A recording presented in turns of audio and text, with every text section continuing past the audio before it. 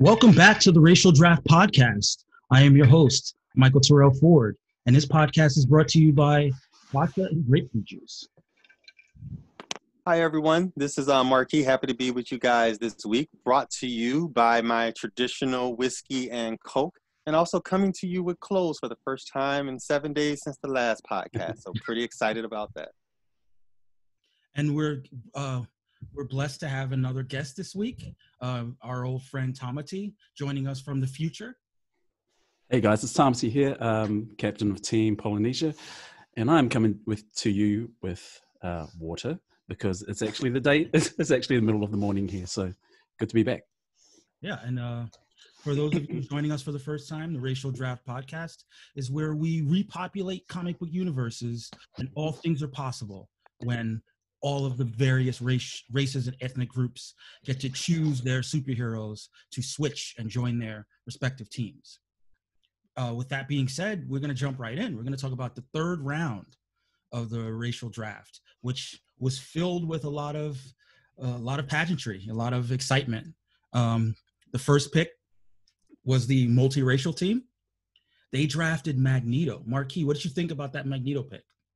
Well, I was super excited, Mike, because yes, a character I know really well, a character I know a lot about as somebody who watches Marvel movies. So that part alone was interesting to me. The character already sort of had a racialized layer to it. Mm-hmm. So I feel like this was sort of taking a character that already was sort of existing in a sort of racialized space. And I think if I read the Discord correctly, sort of adding another dimension to that character. So I was excited to see how that might go. I agree. Yeah. I mean, Magneto was one of the classic examples of a character. I don't know if you knew this, but when Magneto was originally conceived, the Holocaust aspect of his backstory had not been integrated. It was added by the creators. His name is escaping me right now. Longtime X-Men creator. Give me a second. It's going to bother me. To the Google machine. But he was Jewish. And he would know. Chris Claremont. Sorry, Chris Claremont is the guy's name. Sorry. And longtime X-Men writer Chris Claremont added this element. He thought it would give him more depth, and it stuck. To the point where I would say he's one of the more well-known Jewish comic book characters. And having that pathos tied to his experience with in the Holocaust and in the death camps, really kind of lays out why he's so hell bent on protecting mutants from what he sees as potential genocide. Yeah, I mean, when I saw the pick, I mean, the first thing I thought was, well, took long enough because he's one of those characters you kind of would have expected to go, well, actually, no. I mean, in the first 3 rounds, you would expect Magneto to pop up at some point. And saying that, it's an interesting selection as well, and mainly because of how the story you would build up around Magneto. I mean, from my reading of Magneto and from what I know about him is that trauma seems to be a big part of his makeup. Yes. And how he's responded to that. I mean, naturally with the storyline of the Holocaust and following on from that, and his I guess his movement to protect the mutant population. I mean, I kind of felt that would be a hard and quite a complex backstory to kind of weave into that selection. And so, and again, this is probably doubling back to wanting to hear more from Franquia as to why we would choose someone like Magneto. Because on the surface, I can see why. Right. But if you're thinking about the makeup of a team, that would be quite a thing to manage, yeah? Well, one thing I would say is that, one of the advantages I had mentioned, back when I sort of conceptualized the multiracial team, is that their picks get to be more additive than subtractive. So when you think about what we said before about how strong of a backstory he already has in terms of being tied diametrically set against the Nazis.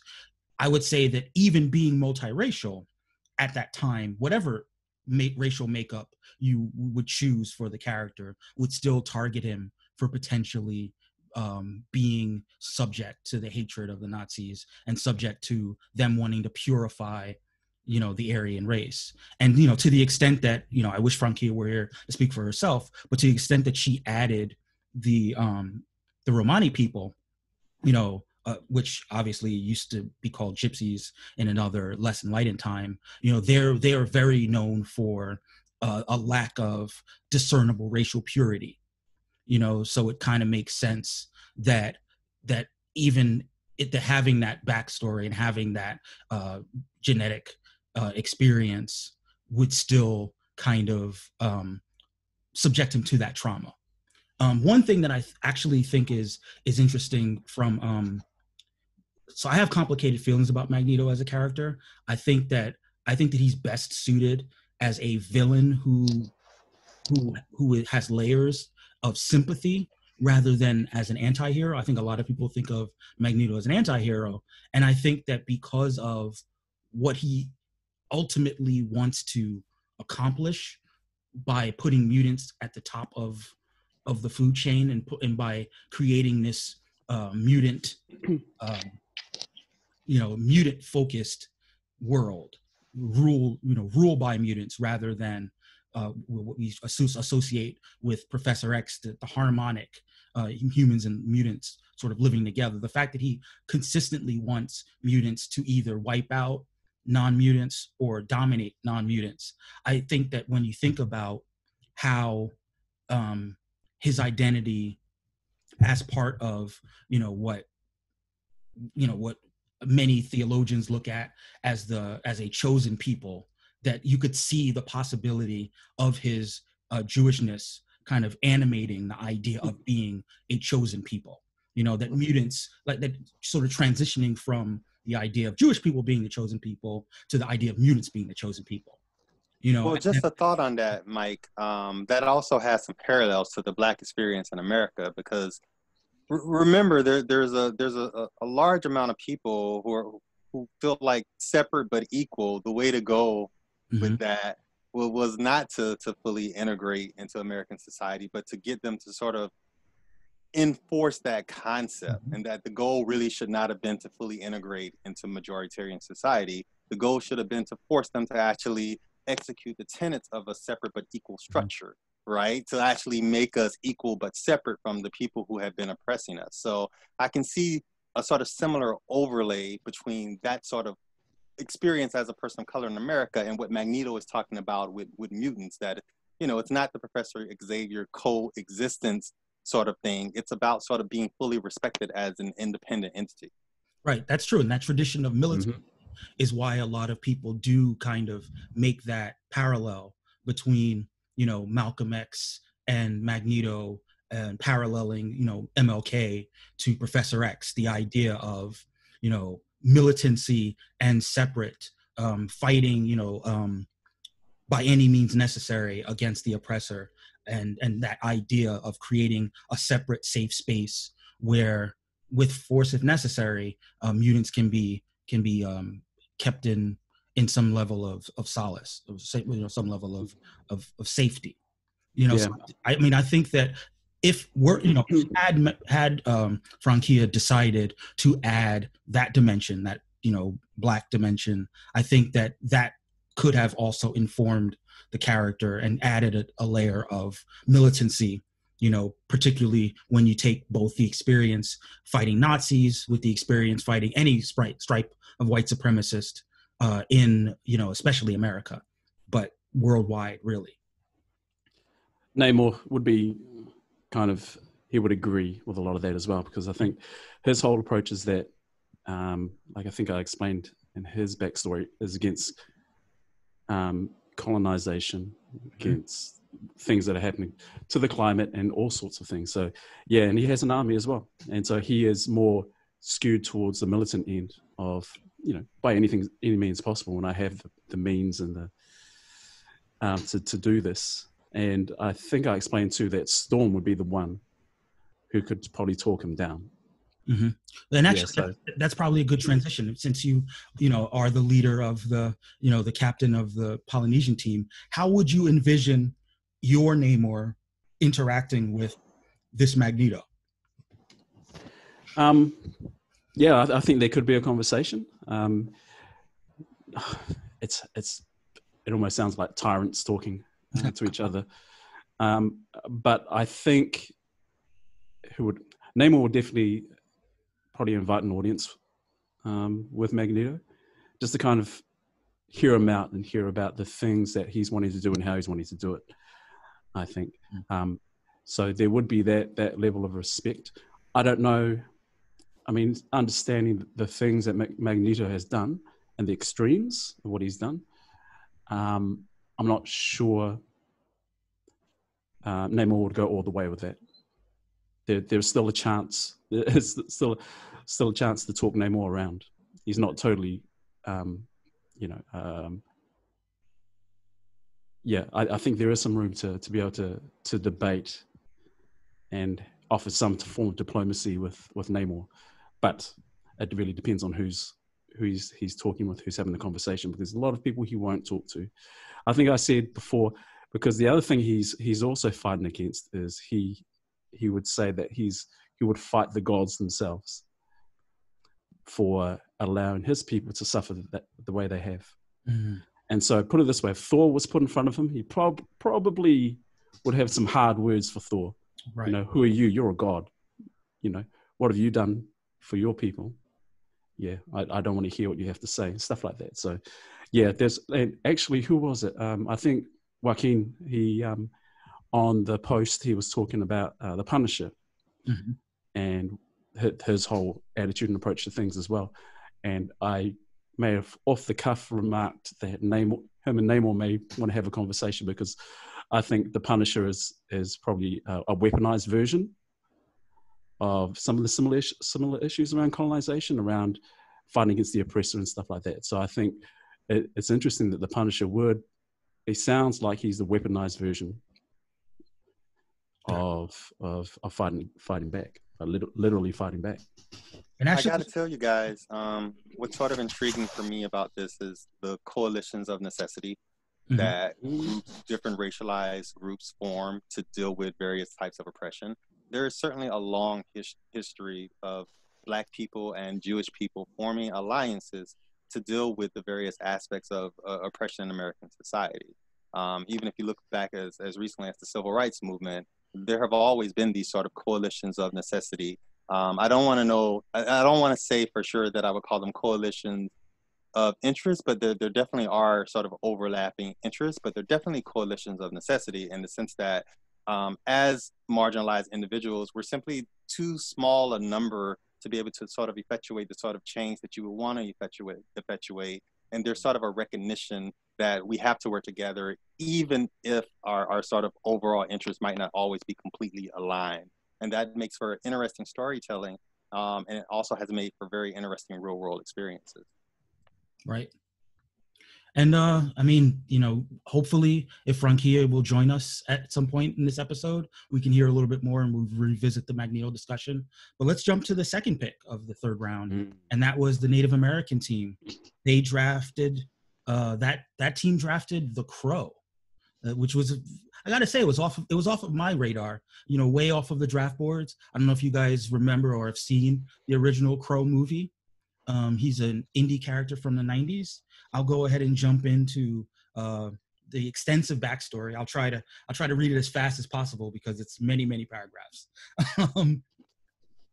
Their names are Brandon Goodbear-Hart and Eliza Stands With Them, a pediatrician, and she is a school teacher, both highly loved by the people on the reservation. They work with children because they are unable to have their own. They've tried many times, never succeeded. Traditionally religious, they are both in good standing with the Creator. Back from work, they come home, and during the night, the Creator comes down and places his hand on Eliza's stomach, giving her a little spirit inside of her. Some time goes by, and Eliza finds out she's pregnant. Elated, she tells Brandon, and both are overjoyed. That very night, after spreading the news all day, they sleep, and the local gang targets their home and break in, an initiation for a soon-to-be member. Brandon hears the commotion and quickly tries to have his wife go out the window. She sees the house surrounded. Brandon has no choice but to fight. He tells her to barricade the door, and as he makes his way into the living room and attacks one of the burglars. Highly outnumbered, he's quickly overtaken, beaten, and left for dead. And then the gang finds his wife. They kill her and shortly proceed to burn the house down. No witnesses. They find themselves in the spirit world. Eliza is allowed to pass, but Brandon isn't. His heart is too guilt-ridden and broken. He must return to the living, the Creator promising Brandon that they will be reunited once his mission is done. Creator returns to the house that was burned. A year had passed. He blows onto the ashes, causing a cyclone as Brandon slowly begins getting sucked in. Crying out to the Creator as to why he's being punished, Brandon realizes he's being resurrected. As he emerges from the wind, he can still see the Creator. Brandon is neither alive nor dead. He falls to his knees. Creator places his hand on his weapon's head, imbuing him with great pain, sorrow, knowledge, and compassion. Brandon knows what he must do. The Creator signs him a witness to guide him and gives him very simple instructions.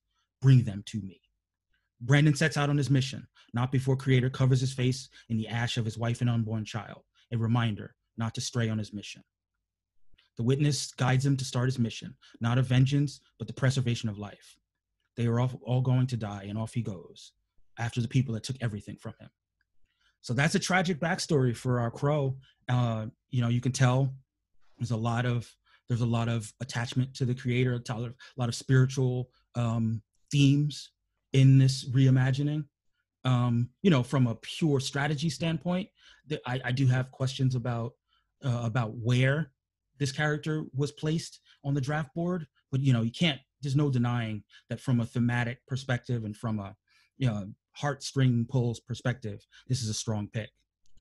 Well, just to be clear though, there is no strategy involved in this pick at all. This is a pick that's about storytelling, right? That's about narrative. This pick is about creating a compelling narrative that will appeal to people. But my understanding, and obviously I know a little of the scoring process, this character should represent 0 points. So this is just about telling a powerful story. Yeah, I mean, that's true. I mean, based on our scoring system and the fact that this is a character that currently isn't being published right now, obviously you can go back and read some of the classic works from the 90s and early 2000s. But yeah, I mean, I don't expect there to be any new Crow books in the next year. So like you said, from a pure scoring perspective, it won't score. But from I'm sure if Eli were here, I'm sure he'd love a couple shots at illustrating this new Crow. And he'll probably be one of the characters that we commission for that. But like you said, it's narrative. Tomedy, how do you feel about the narrative here? Yeah, I mean, I feel that whole story, I think. Yeah, and I get the issue around strategy and that, we should be selecting for points and stuff.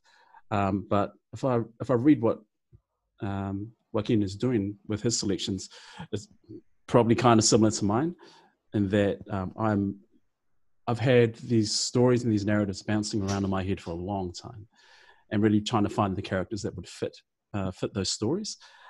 Granted that, because some of the characters I select may actually be points worthy, but at the end of the day, that's probably not the be all and end all of why of my approach to actually entering the draft and selecting the characters that I am. So I have a feeling, like I said, I'm not trying to put words in Joaquin's mouth, but I have a feeling that he has a similar approach as well. Now, I did see that in the threads after he'd made his selection, it might have been Franquia actually.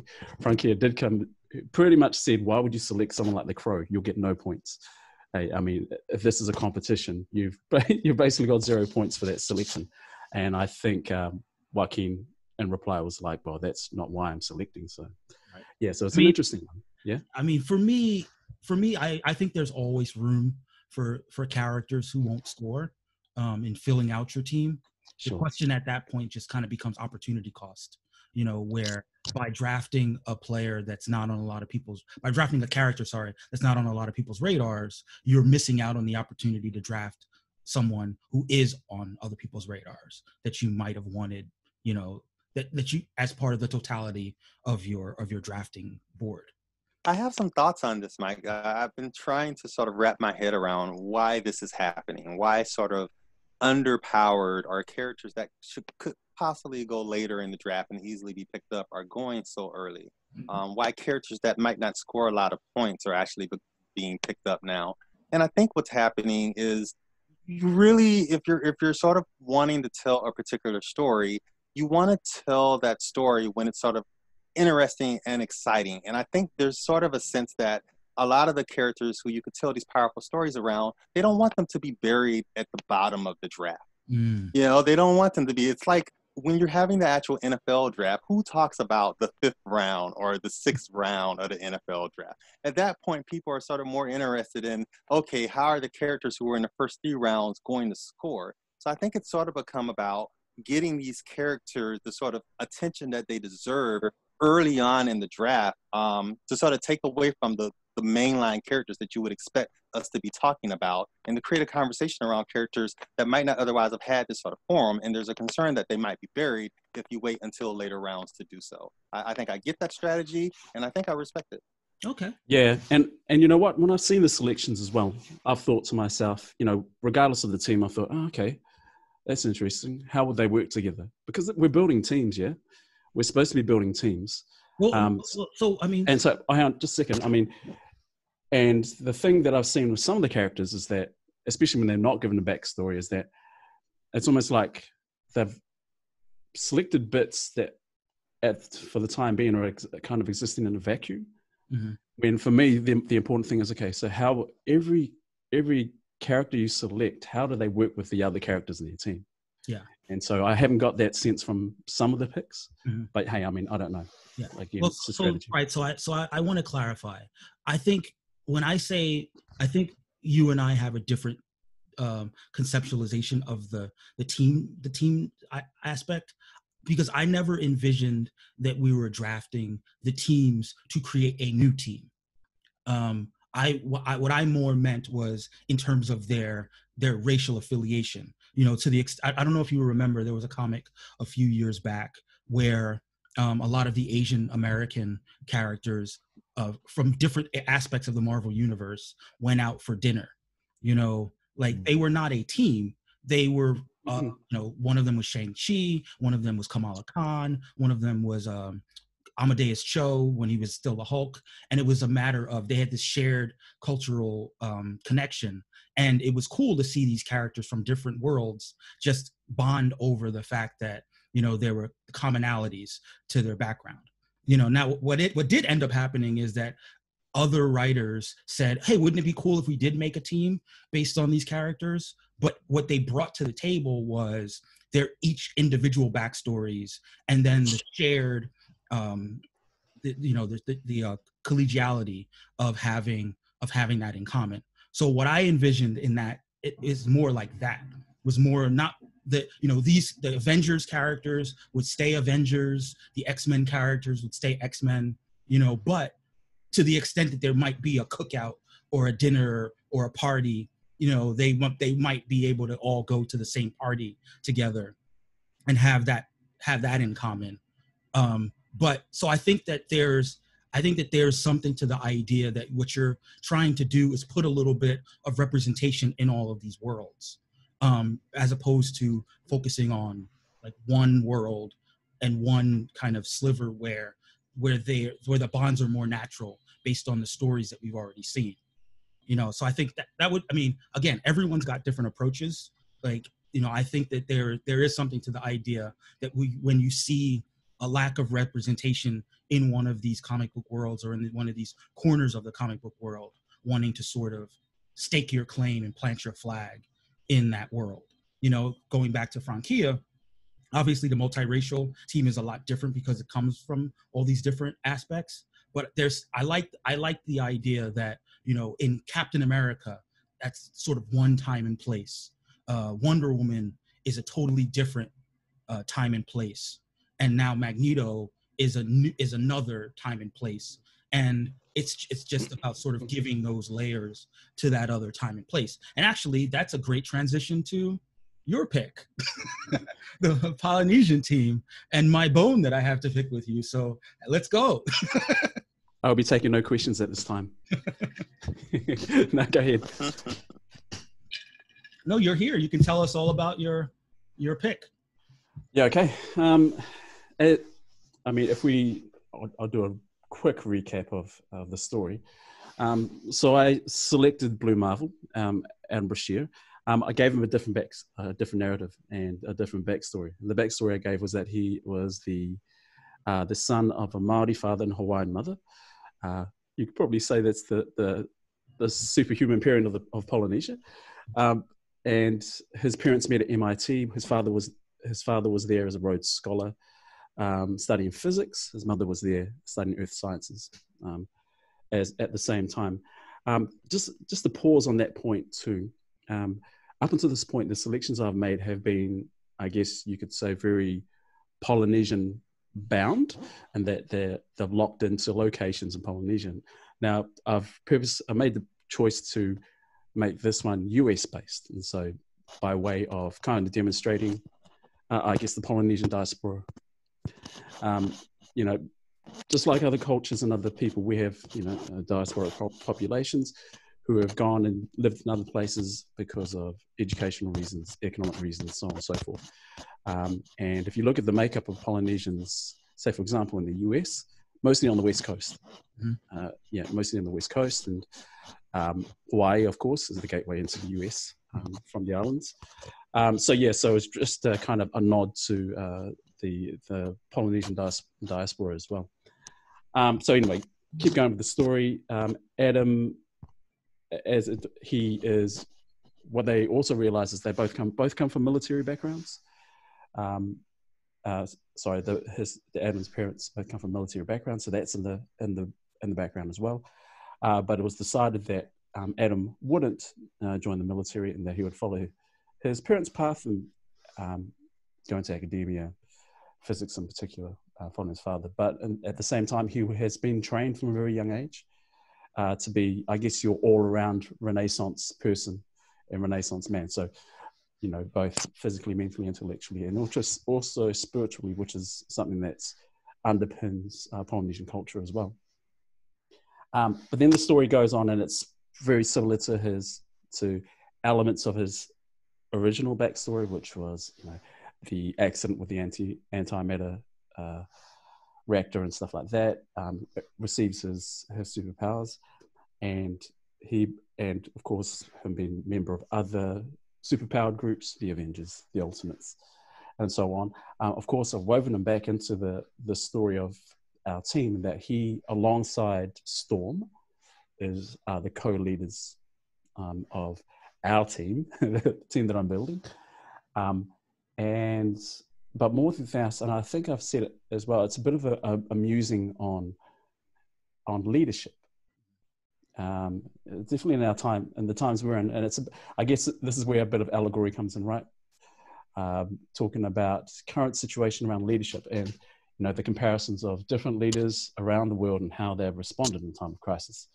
And I'm not just talking about how our leaders responded compared to President Trump and so on, but there are differences in approach and leadership. And so the reason why I have made him co-leader is because both he and Storm have a singular purpose, and yet they have their different approaches of how they would go about it. And so I wanted that to be an element of his backstory as well. So that's the backstory I had for him. Now, I guess this is a good segue into what questions do you have? Yes. And well, I'll see if first thing I'm going to do is I'm going to, in advance, I'm going to apologize. No, it's okay. I have a lot to say. First, Marquis, are you familiar with the Blue Marvel? Of course, I had never heard of the Blue Marvel. When I give you a reading assignment. Because I went back after after Tamati and I, had our exchange and reread the Blue Marvel's introduction story.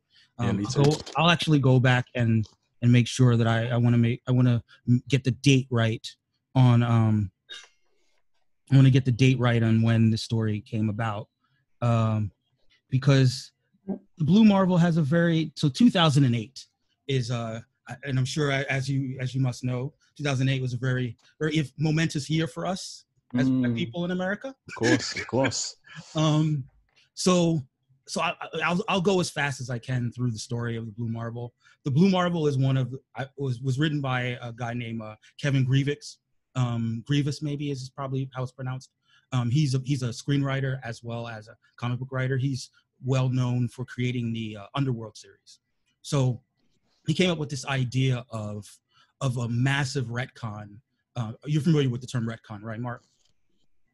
Yes, Mike. I'm familiar with the term retcon. I've been doing it to my life for about 40 years now. All right, so Blue Marvel's story kind of kicks off around 10 years after Captain America's story in the 1950s. He's a Korean War veteran who, before he joins the military, he's a bit of a Renaissance man, in the mold of Paul Robeson, Ivy League educated football star, quote unquote credit to his race in that era. And he goes off to serve his country, fight in the Korean War. He becomes a war hero, and over the course of that service, he's exposed to an experimental experiment involving antimatter, because he's also a genius level intellect, and through that exposure develops superpowers. Now, the time being what it is, the late 50s, and the going on to the early 60s, he takes on this Blue Marvel identity and conceals his identity completely so that you don't know what his race is. And for about 2 years, he becomes, this huge hero in the Marvel universe and beloved by all. And in the course of one of his battles, where he's saving the world from this enemy, I think the enemy is called the Anti-Man. In this course of this battle, his costume gets ripped, and his face becomes visible. You can't see exactly who he is, but you can see that he's black. And by it being 1960, it creates a lot of discord both in government and in society, because white people are afraid of him because he's a black man with all these super, high level, far beyond even Captain America level superpowers. I mean, we're talking about Superman plus Captain Marvel in terms of level of powers. So a lot of white Americans are afraid of him. A lot of black Americans, because they're in the throes of civil rights movement, they want him on their side, and they're kind of mad that he hasn't been out in front protecting them. So it creates this massive discord in society. And because he's a loyal soldier and a loyal American, the president brings him into a meeting, and the president basically asks him to retire. Asks him that for the good of the country, because of the racial cleave that's happening, that he gives him this medal, medal of honor and bravery or whatever, one of the highest medals that you can give him, and he asks him to retire. And he does it. They make up a backstory. They cover him up. They say that he was killed in action, saving the world. And he, for the next 40 years, almost 50 years, he goes into hiding. He gets assigned at the time, he doesn't know he's been assigned an agent to monitor him, to make sure he doesn't go back on his word. That agent ends up being his wife. So it's a deep cover operation. But basically for the next 50 years, he's just becomes a mild-mannered professor, a physics professor. All right, Mike, I got to chime in here a little bit. Am I supposed to like this character? Because the idea that we as people of color have to be the ones who subsume our identities to protect other sensitive folks who don't want to deal with the fact that we have actual identities of our own. What am I supposed to take from that as a person looking at this character? Or does the character question that decision 40, 50 years later, and that's a part of why this is special? Exactly. That last part, what ends up happening is that same enemy that he had defeated many years previous returns, and it goes about a story where the present day Avengers unearth this conspiracy, unearth him, and he's a very embittered man because of the choices that he made. And it becomes a story about how he rediscovers his heroism and tries to make up for the shame that he feels for the choices that he's made.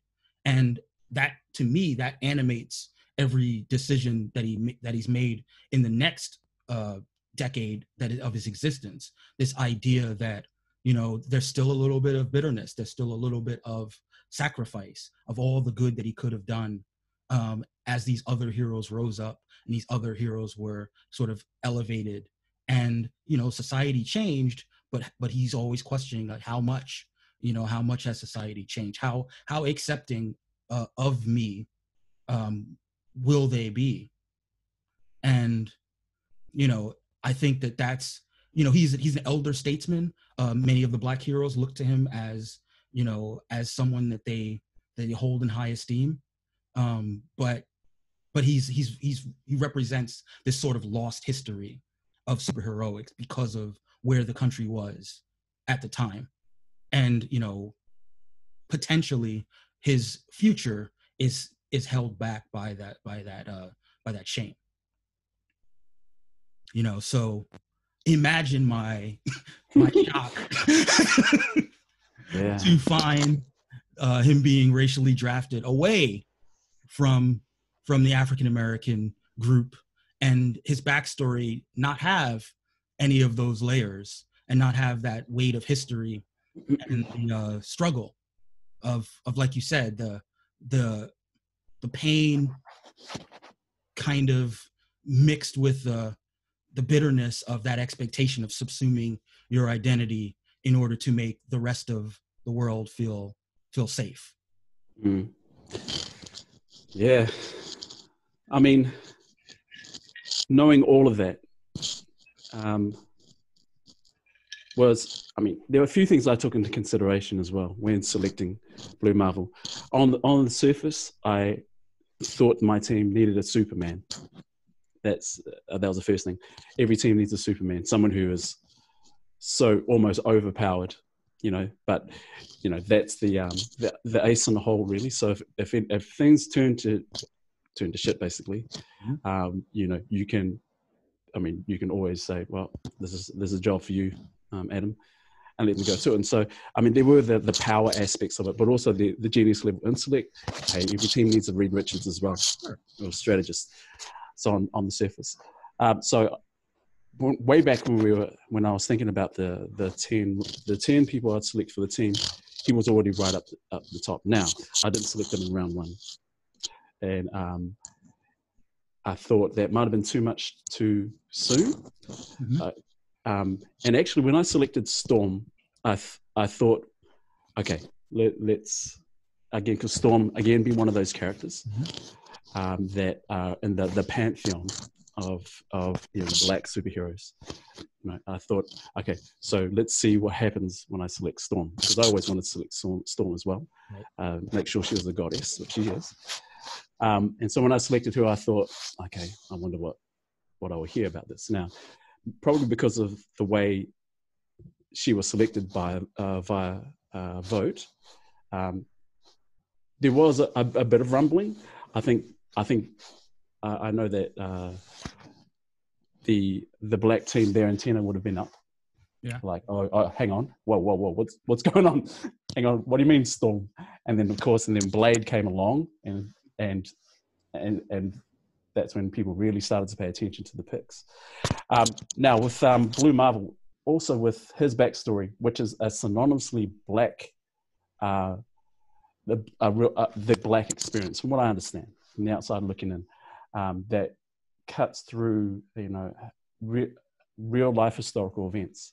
There'll be the civil rights movement, the attitudes towards Black people in the past, but even right through to the current day, and some of the choices that were made by him as a character in his arc as well. I thought, I'm not, if I choose him, I can't keep a lot of that, because again, that would basically would look like appropriation in a way, you know. I mean, piggybacking and taking the Black experience, you know what I mean? I hear and that. But there's also the argument that, you know, in terms of deepening the character, obviously the experience of a Polynesian in the 1960s would be much different from the experience of an African American, but they'd still be subjected to racism, and they'd still be subjected to othering, and the character might still feel feel a burden of subsuming his identity in order to fit in with 1960s society. Yeah, I get that, but I mean, if we look at the Polynesian experience, say in the US in the 1960s, I mean, they probably still are now. They're relatively invisible, considering the civil rights movement of the 60s and stuff like that. And so the story wouldn't have been as compelling and as, not palatable, but as real as the original story for the Blue Marvel. And so, yeah, again, I decided to kind of steer away from that as well. And the fact that I was, after everything, for the last 2 rounds and the back and forth that had happened, I was surprised that he was still available. I was surprised that he was around. But I think that probably, and I think you made the point too, it probably goes back to the issue around he is possibly not seen as an A-list a character in the comics, and yet he has, as far as a storyline and power set, he should definitely be. I've decided he's A-list, and that's why I selected him so highly. So it's a tough one. Yeah, I get where you're coming from, and I was just like, he tends to be a character that a lot of Black fans advocate for. A lot of Black fans say this is a guy who's got all this interesting part to his story. He's got all these great powers, but in a way, because like you said, he's this combination of a Superman, of a Reed Richards, and of a Captain Marvel, because he occupies that space where he's a little bit of an amalgam of those characters. He doesn't quite have his own niche, like he can interact with those people in those worlds, even Captain America to a certain extent, because they're generational peers. But because he doesn't have his own line, his own book, his own big mainstream following, in terms of, from a pure objective FCL scoring perspective, he may not ultimately score as a third rounder. You might expect a third rounder to score, but in terms of sort of the emotional, who's close to the hearts and minds of Black people, he's up there. Yep. And it's, and actually, I mean, the first 2 rounds, because I think I mentioned too that originally I had Forge as my 3rd round pick in a similar, playing a similar role in the team. But as I saw the first 2 rounds play out, and I saw who others had selected, I was like, well, for example, Superman. When you see Superman up on the board, you're like, okay, what could you do against Superman? You would need to have someone, of Blue Marvel's look. And so I think that kind of swayed me back towards Blue Marvel. But I did have a question too. Now this is probably around the draft in general. There are particular characters, and I've been thinking about this too. There are particular characters who are, for example, synonymously Black or synonymously Asian. For example, I mean, say Shang-Chi, for example. Yeah. What could you possibly do if someone selected Shang-Chi to change his story for him to still be Shang-Chi, but not at the same time? Those characters would be really, really, really hard, because, it is a particular storyline. Now, I'm not sure. I mean, Blue Marvel may fall in that. Right. I mean, I would say that, when S was here last week and she was talking about Black Panther, I thought that, that she did the work of really sort of, sticking to the spirit of the Black Panther, but making a parallel backstory and a parallel depth to that backstory in a South American context. Yeah, that was a great story. I think, and I would say that anytime the closer that a character is viewed as sort of synonymously one race, the greater the responsibility to create a backstory that lives up to that, and can support the gravitas of that character as such a strong representative. I mean, I don't know whether Shang-Chi is going to get drafted, but I would hope that anyone out there, that one of the captains that's listening, if they're thinking about drafting Shang-Chi, that they bring it you know, from from a Yeah. backstory perspective. And they really, you know, another thing about any of the characters, these characters do have uh, interactions and friendships that they formed along the way of however long they've existed. And you know, hopefully you would try to honor those relationships and honor those affiliations, and not, you know, completely rewrite the you know, reinvent the wheel. Guys, can I try to offer a little bit of peace of mind here Hmm. on sort of what's happening before it gets into this sort of idea that it's somehow some sort of reverse racism for a character who is historically black to be a part of the racial draft?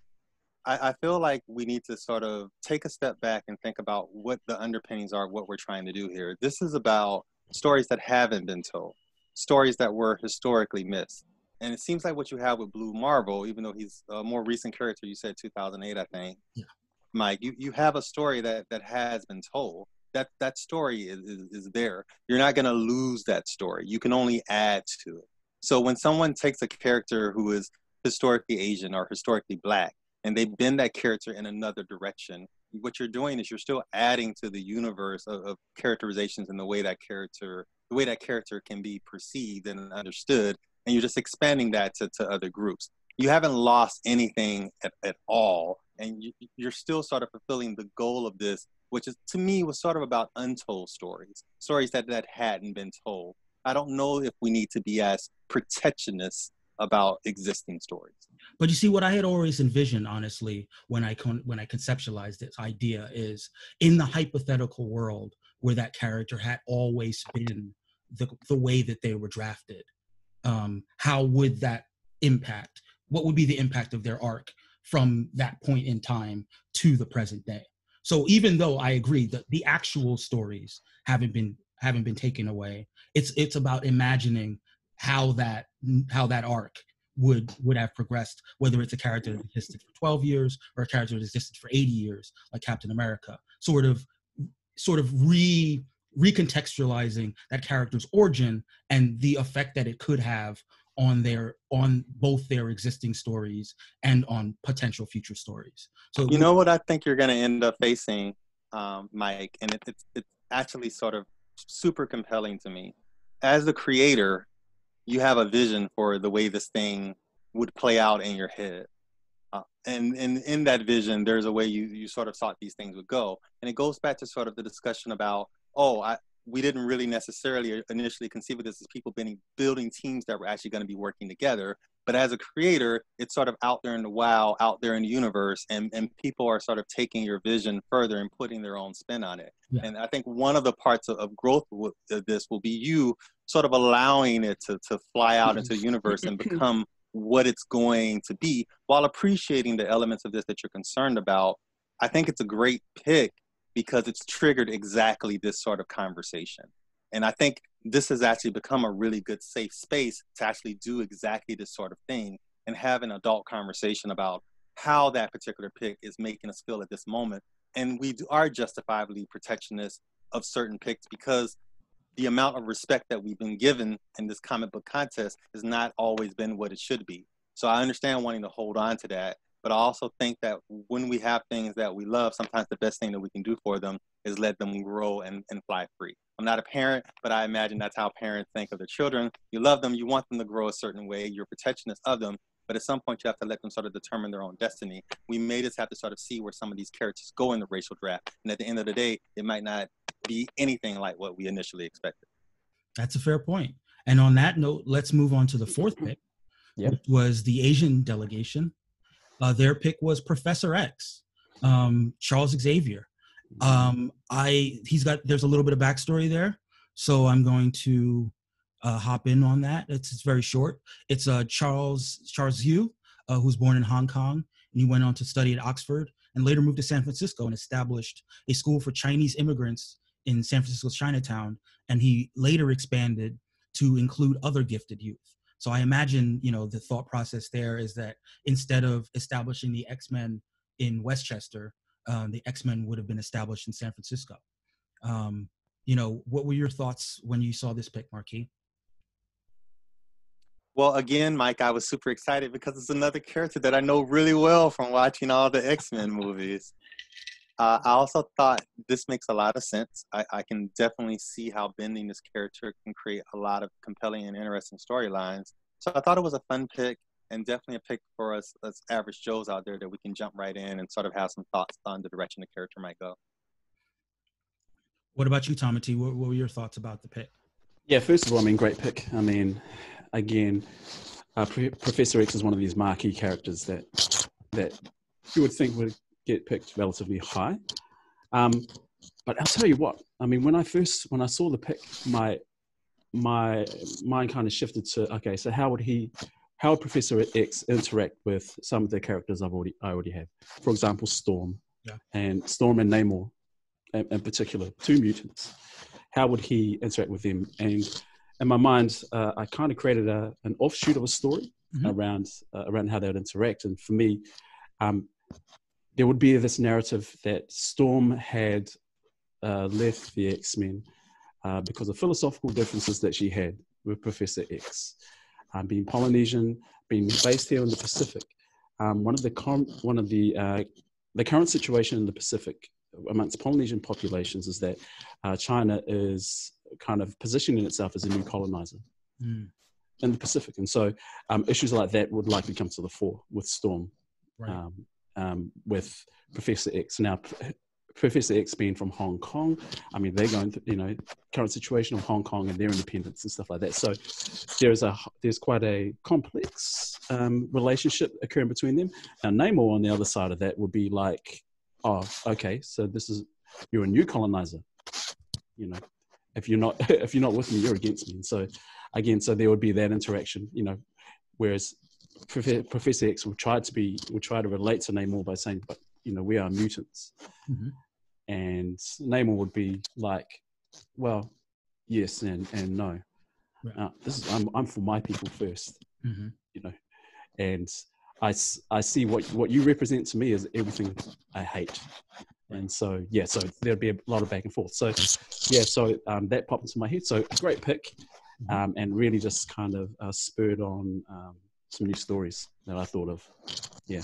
Well, one of the things that I thought about, sort of immediately when I thought about this pick is I thought about the fact that in recent years, Professor X has sort of taken on a much more controversial, people have viewed him in a more controversial light, in light of things like respectability politics. The idea of him forming the X-Men as a way of proving to non-mutants that mutants aren't all bad, as a PR move. And the idea of this integrationist mold as a form of some semblance of subservience, basically coming in a little bit servile, and mutants or sort of people who read the comics and identify with the mutants, seeing Professor X in a light that makes him feel less than, apologetic about their status as a minority. And I was thinking that to the extent that one thing that comes into play a lot in the discourse about diversity is the idea of the model minority. And the model minority is often positioned, Asian Americans often positioned by the dominant hegemon as the model minority. So to the extent that Professor X, as potentially a person who could embrace that idea of the model minority and mutants as the model minority, I think that there would be layers to that storytelling that could really be compelling. And to that end, in fact, we got a fair amount of feedback about that pick from people on Twitter. I'll shout out Keshav Kant. His response was, "Nah, keep old respectability politics, Xavier White. If he was Asian, he'd be one of those trash business majors who said shit like colonialism was great for Asia." And yeah, I think that was somewhat. Oh wait, there was another person who responded to that and said he'd make self-deprecating jokes about math and talk about conforming to be better humans. So I think that to the extent that there are those people who are viewed as somewhat sellouts, so to speak, I think that to the extent that people sort of have over recent years looked at Professor X's vision as that of potentially a sellout. You know, I think that it was easy for people to imagine, and actually the person that made that last response, that person appears to be Asian American, in terms of how he envisioned what potentially an Asian American Professor Xavier could be. Is that really new though, Mike? Hasn't this essentially always been the argument between Professor X and Magneto? At least coming from the perspective of watching the movies and the little I understand, that's always been the discussion. It's always been a Martin Luther King version versus Malcolm X, as we were talking about earlier. I don't know that this is a new sort of respectability thing. It just sounds like the old argument may be sort of phrased slightly differently. Well, I think what has changed is the attitude on the part of the readers. Excuse me, the attitude on the part of the comic fans. I think the comic fans in the 80s were more sympathetic to Professor X's line of reasoning, and in the past 20 or so years, it's come, you know, kind of when I was talking about Magneto in the earlier discussion, the critique, the militant critique of the idea of integration, and the militant critique of the idea of respectability politics and wanting to prove yourself to not be the danger that they perceive you to be, has come under stronger fire, and it makes people not really sympathetic to Professor X at all. And it's funny that, like, in the current storyline, what's happening with the mutants in Krakoa has basically been Professor X taking on very much the notion that Magneto was right. And even though there was he gave a speech, I wish I had it handy, you know, he gives a speech about how in his heart he still wants to believe in humans and he still wants to believe in the harmony, but he has to take the steps that he has to take, the more militant steps, in order to be responsive to the realities of how things are. And it, you know, for a lot of people up to that point were not sure that Xavier was behaving in character because of his alliances with these more militant and more villainous mutants and their desire to potentially dominate humans. This was an attempt to kind of push the character forward and give him that idea that he's willing, even though he has this, what many would say, pie in the sky type dream, he's willing to do very dirty things in order to hopefully have that dream come to pass. And well, I know nobody liked or watched Dark Phoenix, but he's pretty much the villain of that piece, right? Essentially. Yes. And again, I would say that Dark Phoenix, you know, is informed by the way that people now see Professor X. Like, if you compare the Professor X of Dark Phoenix to the Professor X of the first X-Men movie, I mean, they stand in stark contrast. I mean, even as down to how positively we see Patrick Stewart as an actor compared to, you know, the more roguish elements of James McAvoy. So I mean, like I said, I think this is an example of a race bend that really kind of brings these issues to the forefront and raises some interesting questions that I'd love to see play out. And on that, you know, I wish Annie were with us to talk about the fifth pick in the round. That's Jennifer Walters, the She-Hulk, for the Jewish delegation. How big of fans of She-Hulk are you guys, Marquis? I have heard of She-Hulk, but describing myself as a fan of She-Hulk would definitely be me lying and going to hell. Okay. I definitely don't know enough about the character to call myself a fan of She-Hulk. I do know that She-Hulk exists. What about you, Tamati? Are you a She-Hulk fan? I mean, yeah, I'm a fan. I wouldn't say I'm her number one fan, but I have tracked her over the years and tried to keep in touch with her storyline. I actually had her on my list as a potential draftee into my team as well. So yeah, definitely aware of her. Well, I happen to be a huge She-Hulk fan. She's probably my, as far as Marvel characters go, probably my of the female characters, probably my favorite. In part, it's because she's a lawyer, and I'm a lawyer, and you know, I have that affinity. We all know her like basic backstory, which is that we all know her basic backstory, which is that she's Bruce Banner's cousin. She gets into an accident, and due to the accident, she needs a blood transfusion. The only person that's nearby is Bruce. He gives her the blood transfusion, and because of the nature of how she got her powers are a little bit different from his. There is still that element of, she turns into a Hulk when she gets angry, but she's able to develop fairly quickly the ability to control when she can turn into the Hulk and when she can't. And, some shenanigans happen. And for a long time, she actually gets stuck in the Hulk form. And what she finds is that because unlike Banner, who's just kind of almost unwieldy in his musculature, with She-Hulk, she's very feminized. She's looked at as beautiful. She's looked at as, All right, Mike. So I'm not trying to. Is this a character about toxic masculinity? Is that what She-Hulk is about versus Hulk? Body positive. What do you mean? How do you mean? I'm just curious. Well, you just said that she got control of her anger very quickly, whereas the whole thing about the Hulk is he's just sort of this angry, brutish guy that can't control himself when he becomes the Hulk. And here you have a female character who has instant control. It feels like sort of a commentary on the Hulk in terms of sort of aggressive masculinity. I mean, I do think there's an element of that there, but I also think that there's another element, which is that with the Hulk, he becomes this sort of alpha projection of masculinity.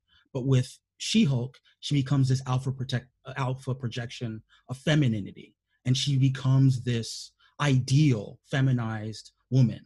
And she has a certain level of freedom and a certain level of power and a certain level of respect that Jen Walters in her day-to-day life never attained. So on a certain level, she's choosing to be She-Hulk because of the fact that it's so much more empowering for her to be that Hulk. And that ends up being sort of central to her struggle. This idea that she's not, in her heart of hearts, she doesn't feel like the world truly values her as who she is. And they only value her when she's a Hulk.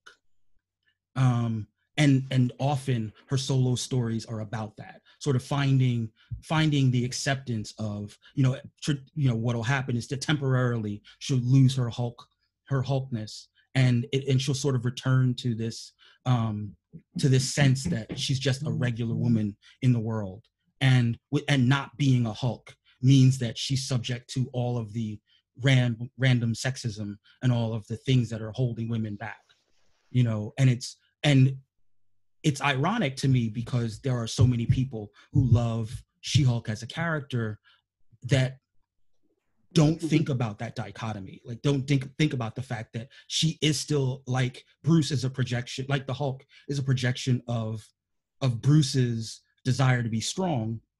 She-Hulk is a projection of Jen Walters' desire to be respected, desire to have power in a world that so often doesn't give women power. So I am curious, and hopefully if we can get Annie on the show, I'm curious about how Jen Walters sort of having a Jewish identity would tie in to this character.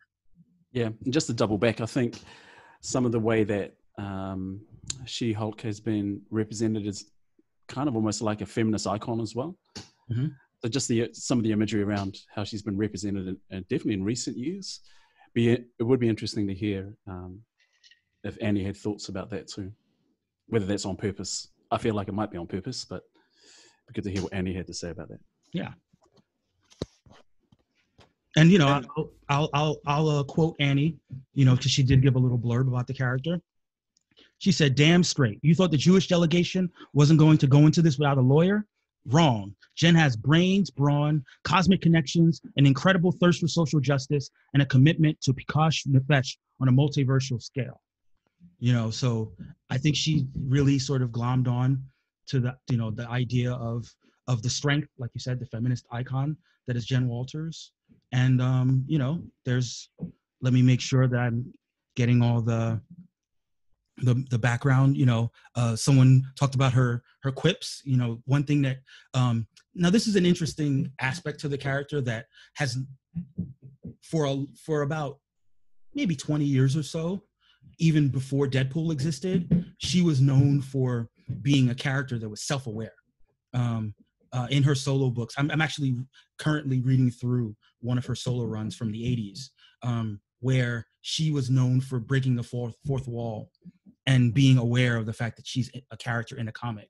So she would routinely give commentary about things like objectification and things like, the readership being male, and certain things in the subtext that she was making text because she was able to address the reader herself. Like I said, in recent years, I think that level has kind of fallen by the wayside, but I think that a lot of people kind of like that aspect of the character as well. And a lot of people hate it, right, Mike? So I think it's going to be sort of cool to lean into the SJW aspects and just sort of enrage an entire portion of the internet. Right. But one thing that has stayed with her is her quippiness, is her snarkiness. I don't know if you knew that Marvel's actually working on doing a She-Hulk show for Disney Plus. I had no idea, actually. Yeah, they're working on a show for Disney Plus. They have not yet revealed who the casting is going to be. So there's been a lot of back and forth about who the best casting would be. And it's weird because there are two different camps as far as looking for castings. There's the camp of people who were trying to cast She-Hulk, the fully formed, powerful character, and then there are people who were trying to cast Jen Walters with the idea that She-Hulk would be kind of a CGI creation, comparable to how the Hulk is a CGI creation. I happen to fall on the second camp, because I do think it's important to have that dichotomy of who Jen is when she's not the Hulk, and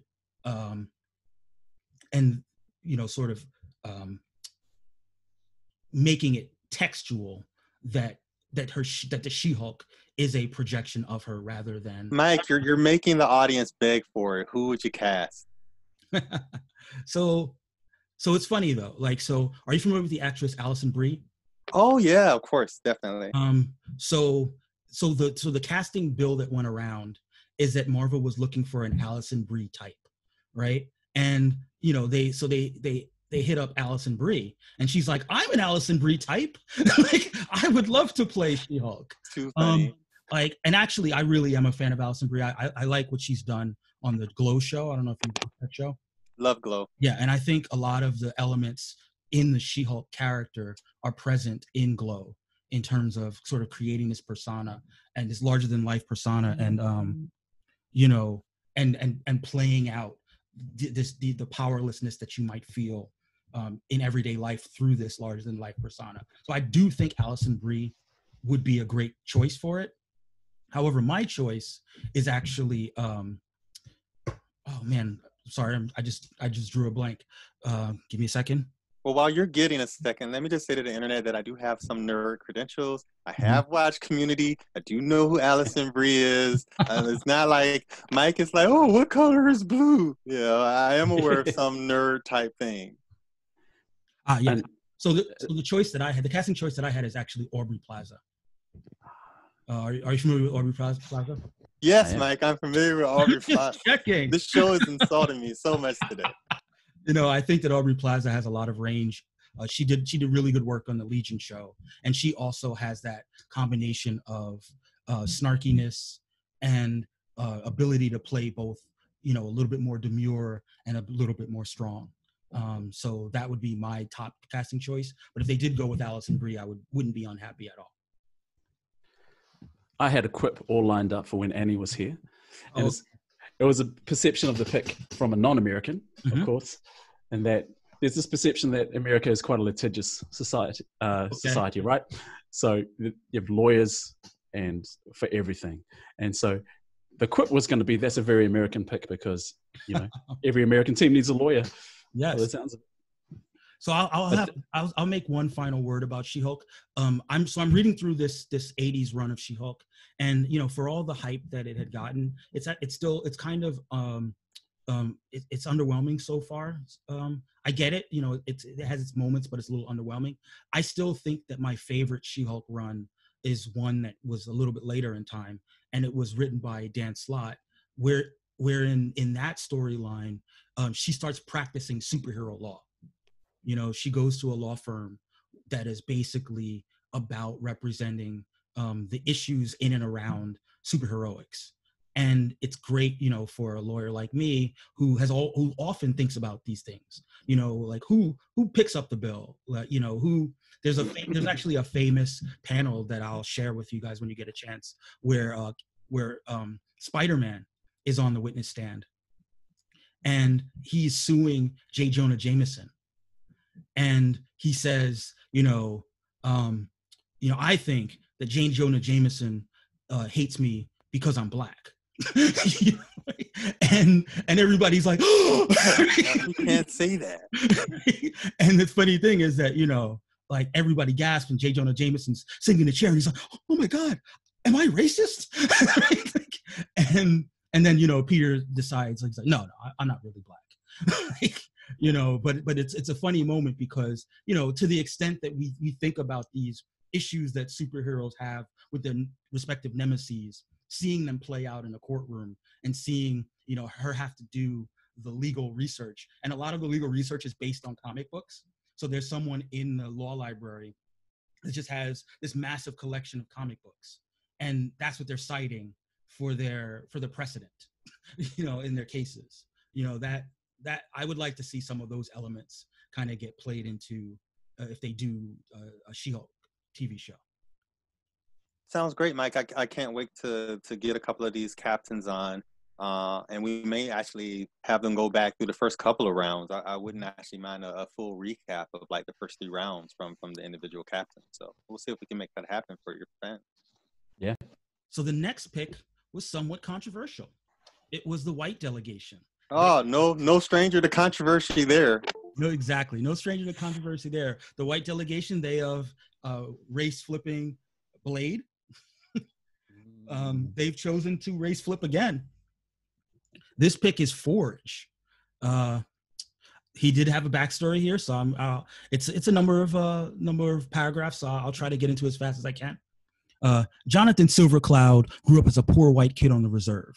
From the word go, he was defined by his difference. He would internalize this difference and lash out at others because of it.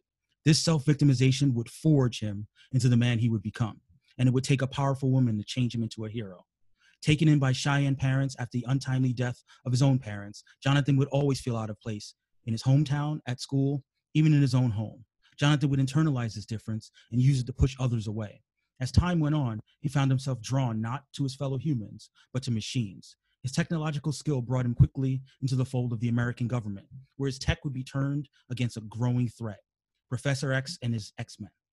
Unbeknownst to Jonathan, he himself was a mutant. It wouldn't be until he had finished his mutant gene neutralizing tech that he would realize this. He would first use this tech against Maya Monroe, Storm. But during the encounter, Jonathan too was afflicted. He suddenly found his technological prowess withering, and it would be Maya who would make Jonathan realize he was a mutant and that his gifts would be better used protecting the disenfranchised instead of taking power from them. Forge and his mutant neutralizing tech is rolling on the white squad now. So he did it. He took a character that's traditionally Native American and brought him into the white fold, but with a healthy dose of white guilt. I guess that's the price that was paid. Marquis, what did you think when you saw this pick? Well, I think one of the things I'm learning from this week's draft and the last couple of weeks is in order to get, you have to give a little bit. We have to make sort of some sacrifices in this draft in order to achieve what we want, if not without risk for our path. So I'll be interested. This didn't hit me with the same level of emotional angst that the Blade pick caused, but I can definitely see why this is creating sort of the controversy. And I think this is the necessary give back of a draft like this. And that's actually what I love about it. Mm-hmm. What about you, Tommy T? Yeah, well, being Indigenous, albeit not Native American, I felt this in a different way. I think there's this narrative that goes on within Indigenous communities here about the white savior versus the ally, right? So it's a spectrum. So the white savior down that end, the ally down this end. And so the first question I asked was, okay, so where does this new reimagined Forge, where does he sit on that?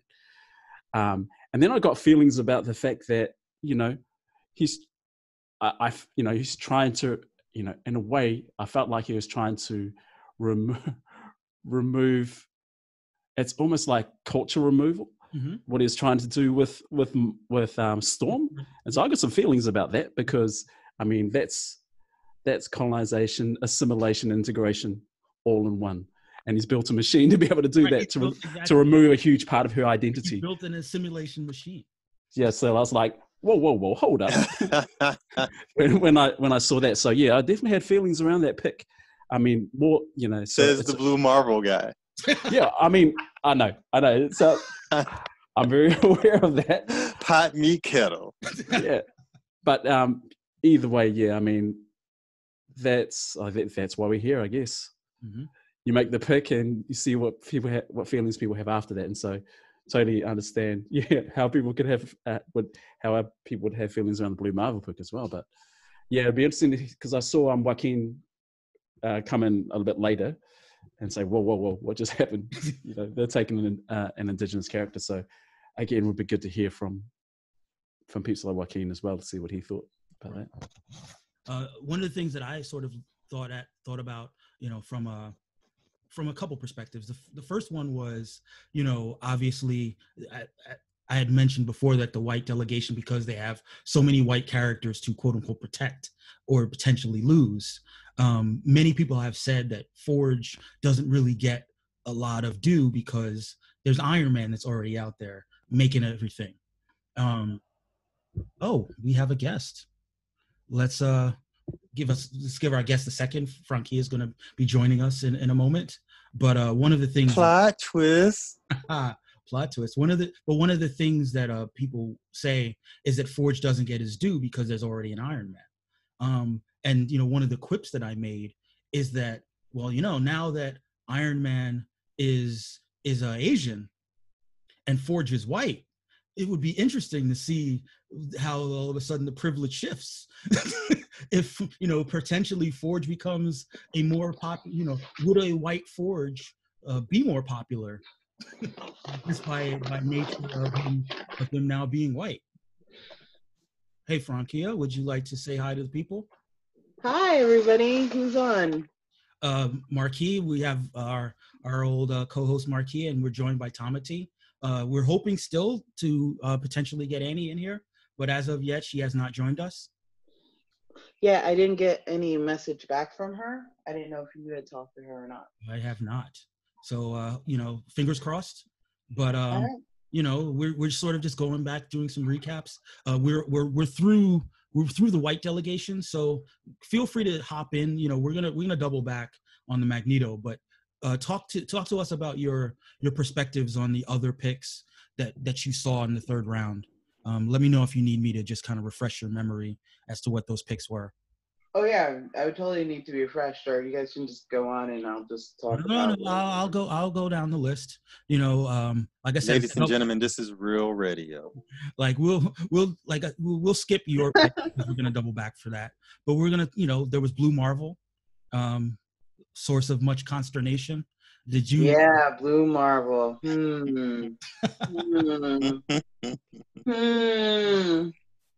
I believe someone gave the gif of Idris Elba on Hot Ones, taking the bite of the hot wings. was probably my response, if we're being honest. But, did you have any? Did you have any thoughts about Blue Marvel as a pick? What was your thought process on that? Mine? Yeah. My thought process? Oh, yeah. Got lots of ground to rehash it, but just a little quick summary. Mm-hmm. Yeah, he seemed too compelling a character to not draft, and I thought about how he would strengthen my team and kind of the role and relationships they would have as part of our team as well. Fully understanding that just the backstory and the narrative behind Blue Marvel itself was deep, and wove through much of the Black experience from the 60s to the current day as well. And so I took all that into consideration and thought, well, I'm not gonna keep too much of that, because what could I possibly bring to that story that would make him more Polynesian and less Black? And so, so I thought, if I'm going to choose him, I'm going to have to reimagine his story as well, full knowing that, like we literally just had a conversation about that there would be feelings either way about the pick, and so I definitely expected that. And so the other pick, I don't know if you remember, was Professor X as Asian. Did you have any thoughts about that? I just loved it. I just loved it. I just thought it was a good pick overall, honestly. That was great. Cool. Perfect. And the last pick that we talked about before this was, we also talked, I think I missed one. Oh yes, I missed the Crow. How could I forget the Crow? Here's your chance to roast Joaquin about the Crow. I know you've been chomping at the bit for that. Well, I did a little bit in the thing. I just want to point out, I know Joaquin for years or whatever, so I kind of get to go ham a little bit, but I mean, he gets no points. I thought this whole draft was about winning. I mean, that's actually really interesting. We've had a whole discussion tonight, Frankia, about what are people going for? Is it about points or is it about narrative and storytelling? And it definitely seems like we're getting both of those things, depending on who the captain is. Yeah, but then how are you guys gonna figure out who wins in the end? Because some people are F the points, and then Well, I think there's two different things going on. There are people who are definitely going to win in terms of points, but there are other people who are going to win because stories of sort of lesser known characters get told in these. I don't remember that in the rules. I don't remember you do a good story. Have you seen the Discord? Mike makes the rules up as he goes along. So what happens when you? Yeah, well, I don't know if I like that rule. I just like straight up competition and points. I understand that system. See, the Marine is all about the mission and satisfying the mission. What are the objectives? What's the role? Thank you. I understand. He understands me. Look at that. No, it's definitely the art of storytelling. And we're gonna needle you about the lack thereof when it comes to storytelling. When it comes time. Well, sometimes I want to keep things close to the vest. You never know. I might at the end of the whole draft, I might be writing a little mini book series on everybody's backstory and what they did and how they saved the world. We will link up your fanfic. We will totally link up. Mm-hmm. If you want to write fanfic with your multiracial team, multiracial people in team ups and conflict, I'm here for it. And we're actually that's a good time, good segue. If you're a fan and you'd like to write some fanfic based on our racially drafted characters, we will shout you out on the podcast. We will link on all our various platforms. So give us your fanfic, bring it on. And it might just be my whole team and how I killed the white team or something. I don't know yet. I mean, that would be an interesting head-to-head battle for sure. Mm-hmm. But the other pick that one of the picks that we just finished talking about was She-Hulk. Are you a big She-Hulk fan, Kia? Not really. Okay. But it wasn't a bad pick. I mean. Yeah, I mean, I've got some recs for you as far as doing some She-Hulk reading. I think you'd really care for the character. I mean, maybe not as much as me because, she's a lawyer and you're not, but I think that. I want it to be, Mike. I want it to be. Oh, well, all the more reason that you might get a lot out of my favorite She-Hulk run. I'll hit you up with the link afterwards. Okay. And then we were just sort of getting into the meat of the white pick when they chose Forge. They chose to add Forge to the white delegation, and I had said that he would be a backup or a replacement for losing Tony Stark, and and now that he's white, he might get a little bit more of of an exposure. He might be elevated a little bit because, you know, Because he's white? Really? Yeah. Really, Mike? Is that how you feel? I mean, that happens in society. It definitely does happen. It's a thing where, you know, the R&B groups will will put white people on the cover of the R&B back in the day, sell more records. It's, I mean, you never know. 1920s to 1950s. Yeah. But did you have any more thoughts about Forge? No, I actually I don't know. Honestly, I don't know too much about Forge. Okay. Like, Yeah, I mean, his powers are pretty above, you know, pretty easy to summarize as he can build anything. So it's one of those Calvin Ball type powers. You know, Forge can build anything. You give him an idea and he'll build it. I really feel like the white team captain should be on one of these podcasts. I really want to pick their brain about like their picks and so forth. So my idea is, and I'm giving it away now, so it's too bad, but my idea is to sort of have Sean on, and then over the course of the podcast, just have more and more racial groups jumping on to ambush him. That's perfect. Let's roast Sean. It sort of starts out as just, you know, just Sean and Murphy and I, and then, you know, ooh, we have another guest. And, you know, Sean just has to defend. Look who's coming for dinner. So stay tuned for that. Stay tuned for that. Totally original to make the white team the villain, guys. A really original podcast here. Listen, some things, you know, just they're tropes for a reason. Is he British too? You know, I wanted a British guy to be one of the white co-captains. You know, he's Canadian, so he's definitely going against type. You know, there aren't many Canadian supervillains. So on that note, aside from Drake, that is very good point. Very good point. And on that note, I guess it's time to move to the black delegation. Their pick was Galactus. They also wrote up a backstory, and I'll try to do my best to live up to the spirit of the backstory. If you can, guys, you really should check out the Twitter feed.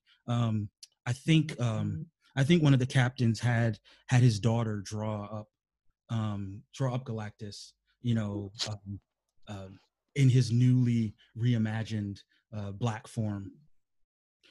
So here's the story.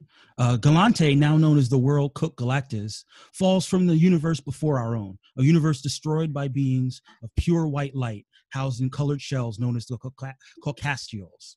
The Caucastials colonized the universe with amazing speed, taxing space and time wherever they went. The universe became so bland, it began to collapse in and upon itself.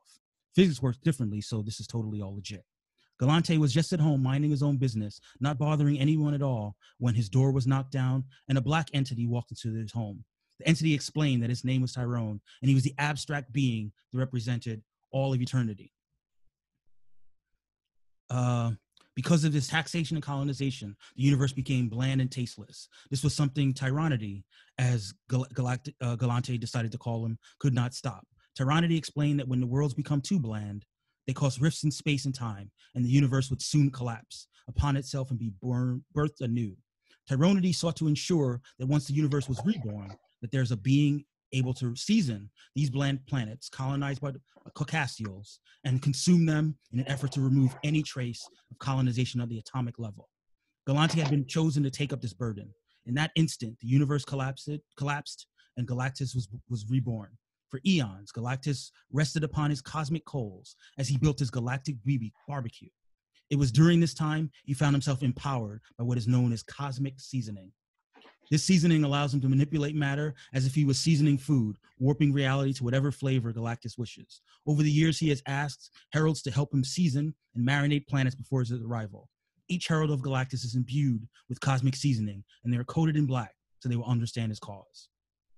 So, he made Galactus a chef. Can we really laugh about the seasoning part, please? Like, the black team and adding seasoning. Like they were very clear on what they were trying to accomplish, and they were, you know, he is the devourer of worlds, but he makes sure that if he's going to devour it, it's got a little bit of you know, seasoning god. Salt Bay. I A guess little bit of Salt Bay right there. I feel a couple of ways about this. One, I guess I have to respect the way we're leaning into the stereotype threat here. I don't know. Some people might consider it a tad bit aggressive, but maybe they're a little salty about some of the discussion from the first couple of rounds. Pun intended. Wow. Seasoning. Also, isn't this pretty much the most powerful character ever?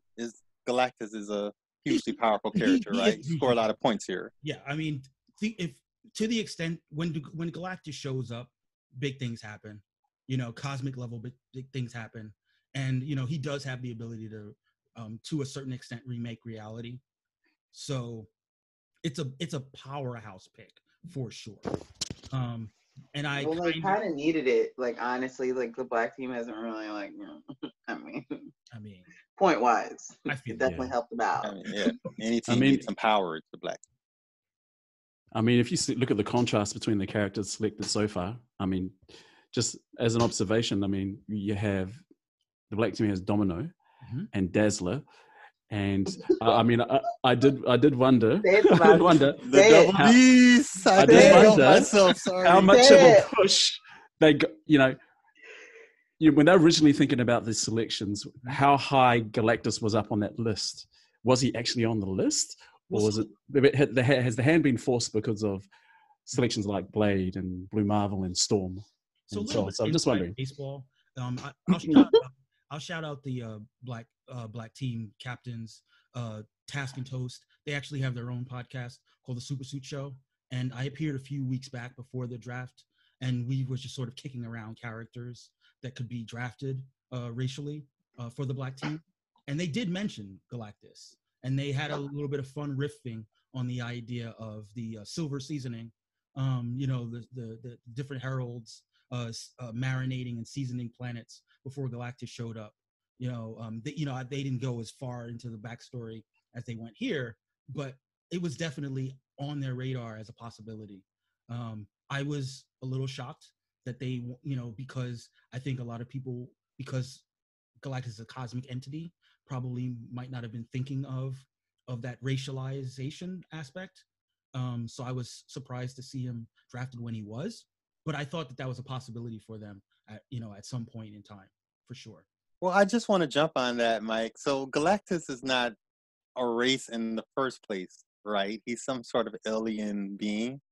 So, like at this point, can you draft Groot and race bin Groot or something? Yes. So we talked about this a little bit. You know, I kind of made the joke about you know, a Latinx Groot saying "Yo soy Groot."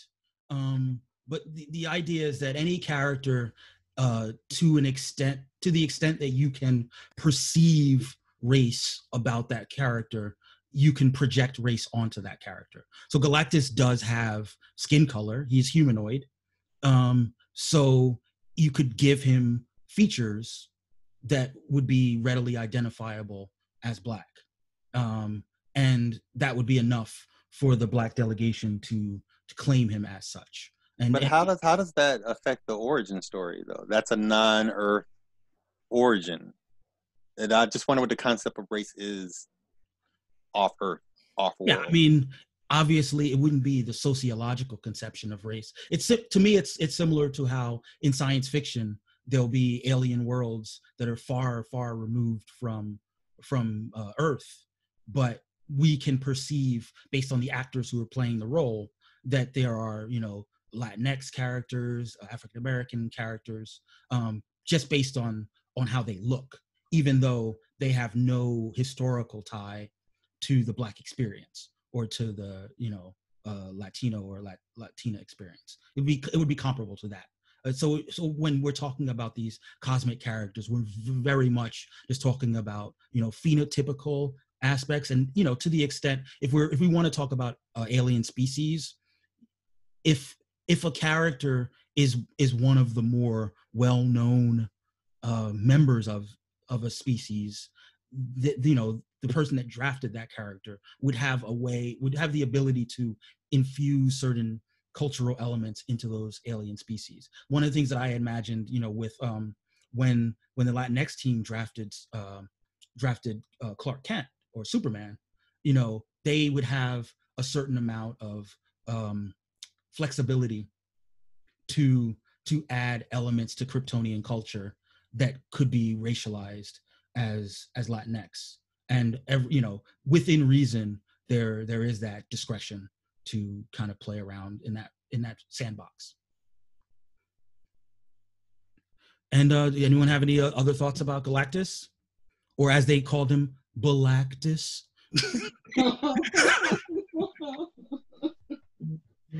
Yeah, there was no subtlety in that pick. As subtle as their seasoning joke. Yeah, I know. And now listen, they were well received. People really liked them, liked it on Twitter. There was a lot of positive gifs. There was a lot of like fist pumping. You know, a lot of people love the idea of the Caucastials as opposed to the Celestials. You know, I don't know, Mike. Feels a little like low hanging fruit to me. But yeah, I'm speaking out of turn here. No, low hanging fruit. I got that. You know, I was happy. Listen, the fact that people were so underwhelmed with the other two picks in the African American or the Black delegation, and people responded so positively. I'm just happy they're in the game and they're in it to play. And that brings us to the last pick, to the 8th pick of round 3, which was chosen by you, the fans, you, the listeners. And that, just to recap, it went down to, it was T'Challa, Black Panther. It was Stephen Strange, Doctor Strange, and it was Wanda Maximoff, the Scarlet Witch. And you'll be happy to know that the one who won the fan vote was Doctor Strange. One of the things that S brought up was the idea of Salvador Dali, the idea of you know, surrealism and the painter, the ability to manipulate reality on that scale. You know, I think that a lot of people were talking about him as Esteban, as Esteban Estrañe. You know, I think that, you know, if we want to talk about the scoring system, you know, Doctor Strange is a character that gets a lot of points because of all the action that he gets up to. So I personally love the pick from an aesthetic standpoint as well as from a strategic standpoint. You know, I'm of course a little bit biased. I'm a little bit happy that T'Challa was spared, but you know, for now, yeah, that he was spared for now. But I mean, listen, because it's a snake draft, right? Like, so they're going first now, right? First next round. Yeah, so they could just totally you know. Well, if he's even on the board next round, we don't know what's going to happen. They're first, so right now he's on the board. Oh, unless plot twist. Oh. So, but yeah, I mean, you know, and also listen, I mean, there is something to the idea that how the way Doctor Strange is often illustrated, he's illustrated in such a way that he could easily be a Latinx character. So, you know, I think there's a lot of room and a lot of playground with Latinx Stephen Strange, and I'm here for it. Anyone else have any thoughts about Doctor Strange? Yeah, I thought it was a great pick. I mean, just in recent times, I mean, Strange, his stock has risen, you know, whether it be in the MCU and in comic books and stuff. So it was definitely a solid pick. And yeah, aesthetically and even with the backstory, it just fits. It seems like a great fit for the Latinx team. Even though from the early commentary from following the last podcast, I kind of did feel like S was kind of angling towards getting T'Challa because he had fleshed out that story a bit more.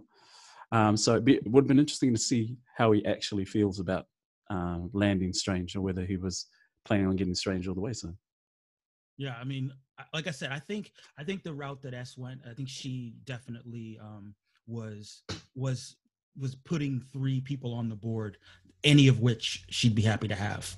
You know, I don't think that there was a sandbag pick, as some people might strategically do. Which actually, you know, it's a good transition because, you know, since we are talking about the upcoming round, you know, round 4, which kicks off in just a few hours, this is your opportunity. You have the two captains who are in attendance to throw out your potential nominees and lock them in against being drafted in the upcoming round. I think, since you guys were on the show before, we'll I think we lost Kia. I hope Kia comes back. Well, also point of order, Mike. If you come to the show, can people just come on for 3 minutes and still get the lock up 3 picks on the show? How much of the show are we requiring people to do before they're allowed to lock up 3 picks in the next round? I mean, I'm just wondering. Point of order here. I would hate to create a hard and fast rule in that respect, but we might have to come up with one on the spot if Kia doesn't. Kia's not back in time. I mean, maybe you need to do 50% of the show. I'm just saying. You raise an interesting point. What I definitely was hoping is that I was hoping that Annie would join us, because as someone who hasn't been on the show before, I wanted to give her the first shot at nominating characters. But since she's not here on the show, and since you guys have both been on the show, we're going to go back to what we had done before with the alternating in terms of the nominating characters. And again, since you did raise a good point about Kia being late to the party, I think that means that Tamati should get the first nomination. I totally agree. Go ahead. Actually, you have all 3. Go. Do it now. 3 off the... 3 off the cuff. Straight? I feel like we just played into her hands. This is exactly what she wanted. No, we're still alternating. No. It's only fair. I mean, I was like an hour late. I need to be punished. How did I fall into this trap? I have totally fallen into some sort of trap here. Okay, shall I go? Yeah. I'm ready. All right, so my first person I'm going to lock up has actually been nominated before, and it's actually Wanda Maximoff. Wanda again, 3. Yeah, no, I wanted her in the first round, but I didn't get the votes for her in the first round. So you're going to see a theme emerge here of my 3 picks as well. So, okay. So yeah, she's my first. I mean, if you want to give a little pitch, for Wanda, why she'd be a good fit for your team, here's a good chance. Okay, yeah. So the pick for this round is looking for someone who, I guess has reality warping powers. Also delves in magic, because I think every team needs someone who can bridge that from this world to the other world and stuff like that. And so having someone who's high powered enough, but I feel like they'd have to have a level of seniority. So you wouldn't pick someone who's kind of younger or fledgling in that sense as well, but also has a record of having events play out that have affected their respective universes. And so yeah, Wanda fits the bill for me. And Kia, who is your nomination? My first one, though I don't want to say, is Mystique. Oh, nice. I mean, I feel like that's already baked into the character by her being a shapeshifter, that we really don't know her true ethnic identity. So exactly, which makes it easy for me to make up a background. Yay! It's everything except white. No, I'm just kidding. I mean, Jennifer Lawrence, we apologize. She is white passing by definition. Yeah, all right. I got you. I mean, enough said in that respect. That is an awesome pick. She's a powerhouse. She's got a lot working for her. She's been, highly featured across X-Men lore. So, I mean, she'd be a fine addition. So what about you, Tamati? Who's your next nominee? Yeah, so my next nominee is actually from DC. Okay. And so I think he is actually one of my first DC picks that I've made or suggested. So he is Dr. Fate. Ooh, another magician. Another magician who's affected things on a universal scale as well. Has that level of both magical and cosmic capabilities to be able to affect things on that scale. Reality warping, all of that stuff. And so again, he is actually probably a little bit more than the the Doctor Strange of his universe. Mhm. And so I thought that would be a strong pick as well. That is a strong pick. Dr. Fate, yeah. Now, I don't have a lot of knowledge about Dr. Fate's backstory and lore. How would you kind of tweak his backstory to make him sort of Polynesian? Yes. Yeah, he's one of these characters that serves as an avatar for both the power set, but also another dimension. Mhm. And so in the comic books, Dr. Fate was, there have been many who have held the mantle of Dr. Fate. Right. And so, yeah, so I weave the story in that way, that he or she had been selected to be the current incarnation of Dr. Fate, with all the powers and abilities that came with that, and responsibilities too. Gotcha. So yeah, that's how I'd been then. All right, and Kia, who's your next nominee? This is my favorite one. This is my FU pick. Uh-oh. Black Panther. Oh, multiracial Black Panther. Now I gotta ask. Plot I twist. gotta ask for Beige. Like it. I like it. So what could you give us a little insight into how Beige Panther's black story, we'll call it, how their black story differs from that of the Black Panther? Well, I mean, I feel like I'm still gonna keep the skin color, but it's gonna be more like maybe like I might like make their origins, Italian or so. I don't know. I'll figure something out. I have to really think into it, but right now it's just more like a FU Latin team. Listen, as I feel like as long as he's still somewhat Black, I'm still gonna be okay with doing Wakanda forever. So yeah, okay. That's going to be interesting. We saw a lot of protectionist behavior with Black Panther last week, but I'm wondering if people will be more comfortable with this and you actually have a strong chance of getting this character. Yeah, I mean, I have to ask though. I do have to ask: is his father going to be Black, or is his mother going to be Black? I think his mother. Ooh, so a white T'Chaka.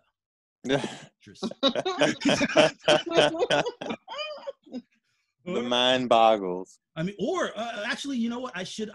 I'm not being fair.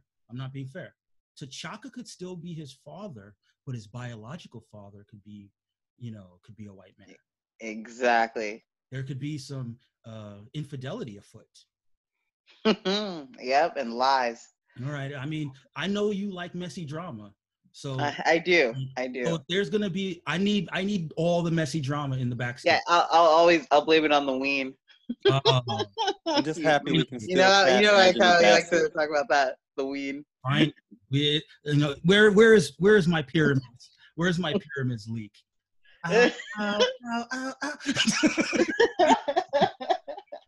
All things get ruined when it comes to the ween. So all right, that's fair. That is a strong nomination. And Tamati, who is your third nominee? Yeah, we have another DC character as well, and it is John Constantine. Ooh, that's a good one. Oh my God! Great pick. Yeah, so I chose John because again, just recently, reluctantly with the Crisis on Infinite Earths. He has played actually probably more of a role than even he would have probably thought he would, and being the bridge between worlds and being able to either access the different dimensions and stuff like that, and kind of serving as kind of almost like a navigator, really. But in saying that there's a level of cunning with him as well. So there's elements of that Loki type character as well within him. He's definitely a survivor. Who has although he doesn't employ it a lot, he has the potential to be quite a powerful sorcerer as well. And so all that combined makes for quite a compelling backstory. And again, it could easily be race bent into a Polynesian characters as well for that. So, but yeah, so that really appealed to me. So yeah, John Constantine is my it's my final. And forget, correct me if I'm wrong, but he was in the movies, played by Keanu Reeves. Already racially bent. Was, You know, That's correct. and isn't Yeah, well, the racially kind of comes across on the screen as racially ambiguous, but you know, That's there's true. the He whole does, but he is a element. person of color. He is Hawaiian. Yeah, he he's is. fine. So there's already a little bit of Yeah, could happen. So already bent. So that makes this pick even more salient, I feel. Yeah. Yeah. I mean, Keanu connection. It could be done. it can still be done. I mean, I do think that there's something, you know, I've seen a lot of incarnations of him where he's very British. Yes. You know, I mean, but really, that's just an accent, right? He can just have the accent. He doesn't have to actually be racially British. You know, people just love the accent. That's true. Have you ever seen Idris Elba talk in his actual accent? Oh my your God, mind. I'm sorry. I just lost my pants. Your head will explode. Yeah. I think that's 90%. You know what I mean, bruv. Nailed it. Yeah. So John, awesome. And Kia, who's your third? Okay, and this is kind of like a off the cuff kind of thing, but I'm gonna go with Franklin Richards. Franklin Richards, powerhouse. Yeah. Yes. Yeah, Great pick. he's a reality manipulator of Omega level. Now the one You know, he made Galactus his herald. yes he did. Yes, he did. I mean, Yeah. that might be awkward for the black to come so strong and then get so weakened by Franklin Richards. You know, he's gotten a little bit more prominent as of late. You know, he's always a supporting character in the Fantastic Four books. He's their child that they love, and you know, because he has his foot in both worlds of the Fantastic Four world and also the X-Men world, because he's a mutant, there's a lot of storytelling potential with him that is yet to be fully tapped.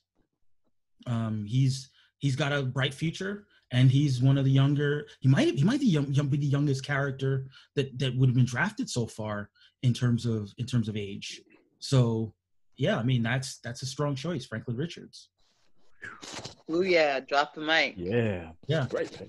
Did you have it? I mean, that's going to be another weird one because It's gonna be another weird one, but you know, right now, like mainly the reason why the multiracial team is picking him is mainly for his powers, and you know, we're gonna definitely look into his backstory because I don't know, because it's gonna be kind of weird if I change him up. Then, yeah, it's gonna be yeah, it's a little tricky when you have a character who's directly descended from another character that is also eligible to be drafted.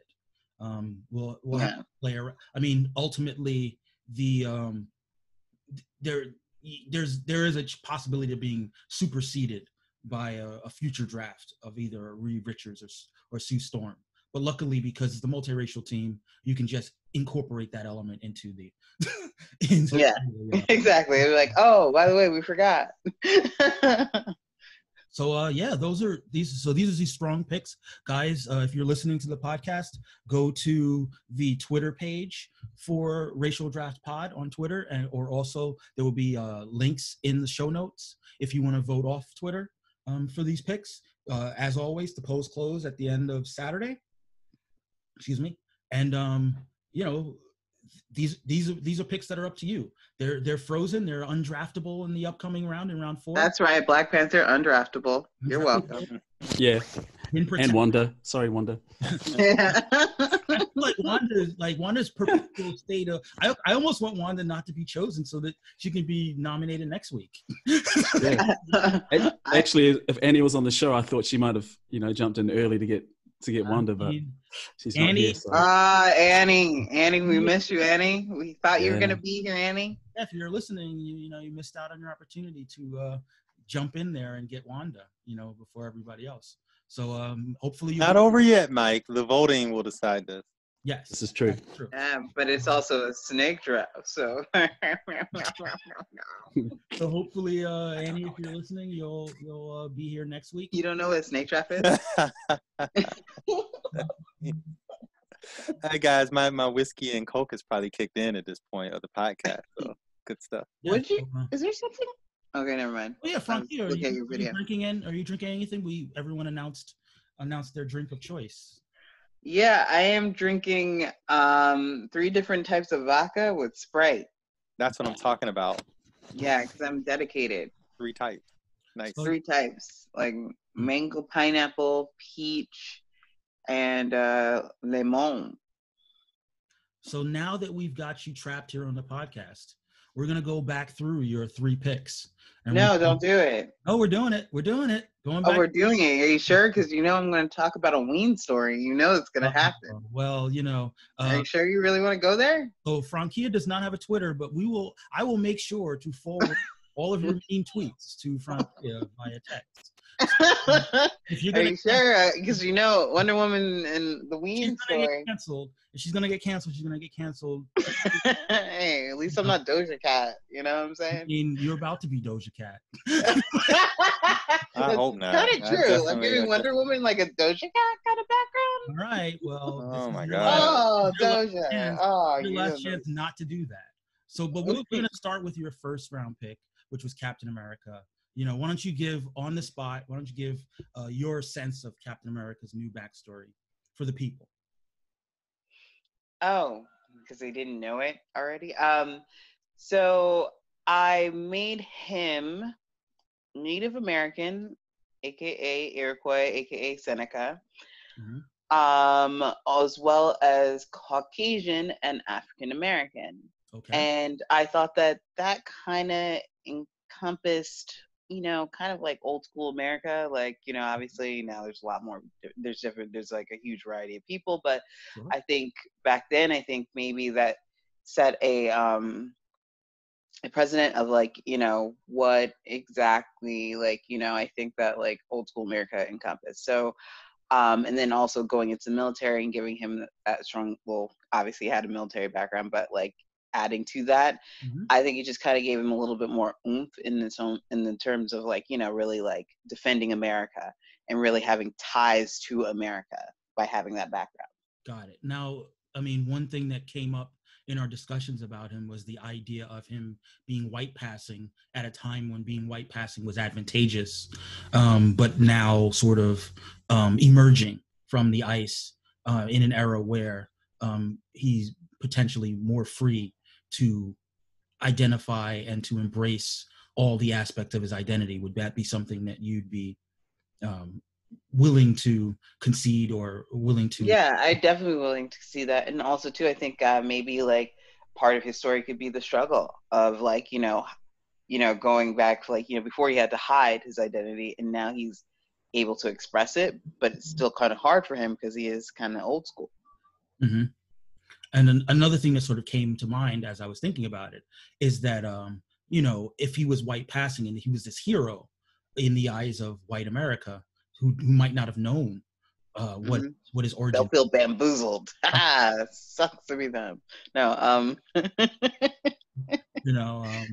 to discover that this American hero, had these more complicated elements to his. Sounds like Blue Marvel. Oh, you missed the Blue Marvel discussion. So yes, that's fine.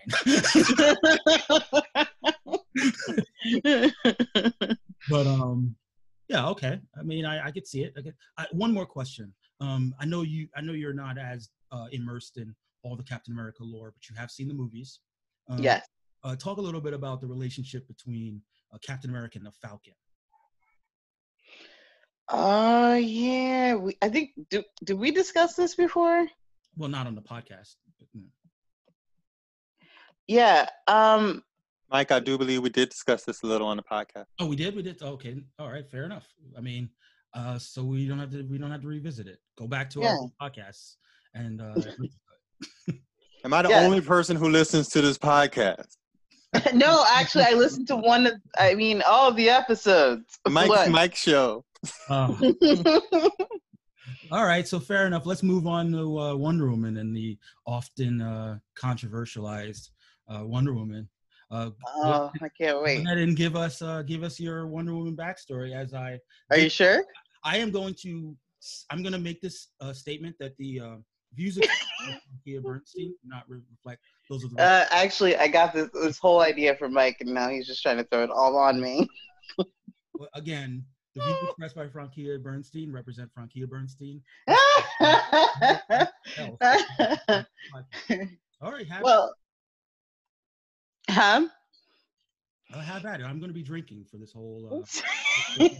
Are you sure? I mean, oh my gosh, I really want to say it. I mean, I don't know. Let's talk to Tabati. Like, what do you think about Wonder Woman being everything except white? Everything except white. Yeah. I think. Well, I mean, if you look at how she's been depicted in the DECU, I guess she wasn't actually white. And Yeah, if she I'm was not made for the cut. yeah, if I'm not mistaken, they had Amazons of a whole range of different races. Yeah, is that right? Mm-hmm. And so, like I said, it's not out of the question for her to be not white. Put it that way. I think that should be actually quite easy to do that. Yeah, I mean, so off the top, that's kind of what I think about it. Thank you for that. Is that kind of where you're Mike? heading, Frankie? That's exactly what I was saying to Mike, and Mike was like, "Oh, but if we don't do that, oh, maybe the Caucasian women will be so upset because we took their person." And I'm like, and then I kind of like gave him the excuse of like, well, she at least got the white lean, like that's like you know.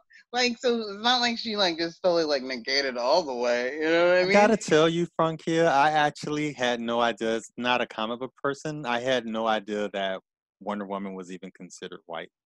The idea that I just come from this Gal Gadot modern take on it. I had no idea this was considered a white character in the first place. Really? Oh. Really? Oh. I always thought Wonder Woman was a person of color. I mean, she's Amazonian. I don't know. The whole thing, the whole argument confused me. Yeah. I mean, if you had to describe that character to me before I'd even seen her, she wouldn't have been white. I mean, we're coming from a culture where women were warriors as well, so it's made sense in my mind. Don't get me wrong. I knew about Linda Carter. Like, I knew the show existed, but that never made me think that the character would have been originally white. Never popped in my head that was even a possibility. Well, now I'm feeling better. I'm feeling better about my choice, Michael. I mean, I would say that, given that she comes from an era where whiteness is the default, that has probably informed her depiction as such over the decades. The idea that traditionally, even how the Amazons were illustrated, the idea of multiracial Amazons is a fairly new concept. That the way that she was integrated into the DC universe across the different eras is through one where the privilege of womanhood. I mean, obviously she has to deal with the issues of women in their day, but she's not dealing with the other racial issues of the women of the various people of color. She is, to the extent that she has to overcome any kind of ism, the main ism that she has to overcome is sexism. And to that end, I think that's why for a lot of women she's viewed as primarily a feminist icon rather than as an icon of any other kind of representation. Right, but am I the only person who, when I think Amazonian, thinks person of color? Oh no, well, I think too. Xena ruined it for me, like, because I think there was a couple times where Xena went to help out the Amazon warriors, and the majority of them on the show, they were Caucasian. I mean, there was like a few specks of different colors, but for the most part, they were white women in a forest. I love Xena. I have to revisit that. Yeah, I mean, I think that they're traditionally associated with Greek mythology. So to that end, I see them as Greek, as many of the that pantheon is generally depicted as Caucasian because. No, I'm still confused. Are they not connected to the Amazon, the actual Amazon? No. Amazon is named. Oh man, I gotta read more comics. Amazonia is a part crazy.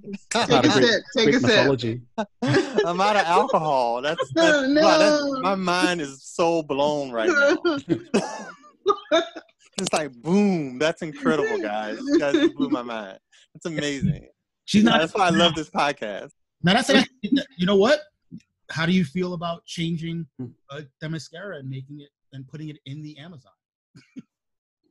Yeah, do that. That just makes perfect sense.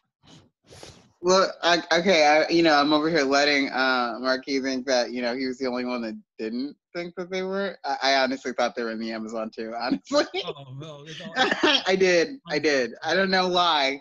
I just felt like that's just... Can I just say I'm not even remotely ashamed of this. Sometimes things happen on this podcast that I'm ashamed of, like the whole Iceman debacle. But honestly, this Amazon thing, I don't think any layperson does not think that this is connected to the actual Amazon. Like, you have to actually be reading it. I'm totally not ashamed of this. Totally. I mean, I am not. I'm embracing it. I am not here to shame you. I am just. I am. Yes, you are, Mike. Stop. I am. But I was going to shift Themyscira. If I got Wonder Woman, I was going to shift Themyscira to the Pacific. Yeah. Just an island in the Pacific rather than wherever else it was. Wonder Woman. Yeah, that would have been good. Yeah, man. I mean, that whole story too. One of the things that I had brought up about Wonder Woman, both with you here and with you not here, is that the idea of racial ambiguity for Wonder Woman, and to the extent that because no one can quite hammer down what her background is, women of every background kind of get to identify with her. There's a character named Nubia, who is often embraced by Black fans because she's identifiably Black, and she's got a lot of Wonder Woman's powers and mannerisms. And I often think that the reason that she's so popular among Black fans is because she's basically a Black Wonder Woman. But I think that if there was a lens by which Black people would feel a tie to Wonder Woman, Wonder Woman herself would feel like someone that both, whether it's Black people, whether it's Latinx people, whether it's Polynesian people, if they could see elements of themselves in Wonder Woman would be a much stronger symbolic figure for women across the world. Kid, you have to. Yeah, but at the end of the day, there also has to be a little backlash for picking Blade, white team. Oh. So you're punishing the white team by eliminating European ancestry from Wonder Woman. That's part of it. I'll be honest. It's reparations. Yeah, exactly. And I'm drunk, so I can say whatever I want. And on that note, I mean, speaking of reparations, let's talk about Magneto and his desire for reparations against the folks that have wronged him.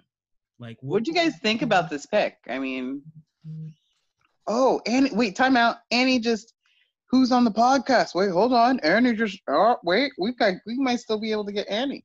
I mean, she better hop on soon. Did you send her a link? Yes, I sent her a link.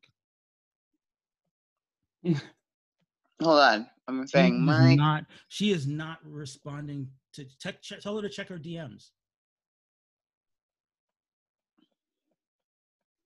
Because there's not a lot of time left. But if Annie can join us, hopefully she can join us quickly. Check your DMs in Discord? Yes. This is inside baseball for you listeners. It's where we generally don't want to show you how the sausage gets made, but we're doing it now. I totally disagree with what Mike just said. We always lean into technical issues and background inside baseball. That's actually what about sausage? We pride ourselves on showing you all the sausage on our show. This is kind of weird considering I'm the only chick on here. They are not literally showing their sausage. I just want to point that out. Well, you won't know until you support our Patreon if we actually showed the sausage or not in this episode. Put it away, Mike. Put it away. Oh gosh.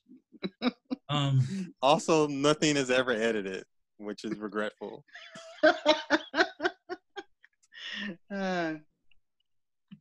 Sorry, Mike. What's your Twitter handle again, Mike? Well, I'll give my Twitter handle, but not in association with this sausage discussion. Like, I please, feel like it's the perfect time to plug it in.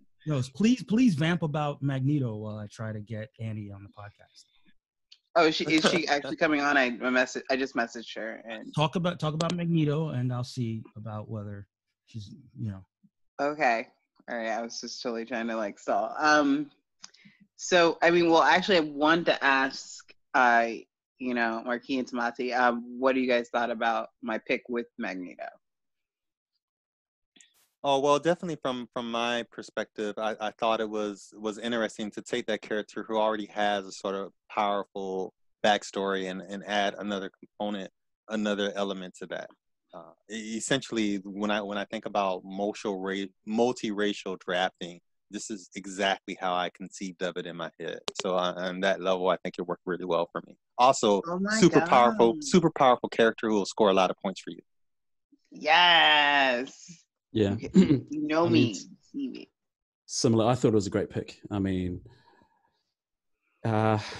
he's one of the definitely strongest and well-known characters. But I think the thing that captured me was it's probably the first selection in the draft that has a character that's having to deal with so much trauma, from through their lives. And so I was interested to kind of see how that story might be unpacked around that.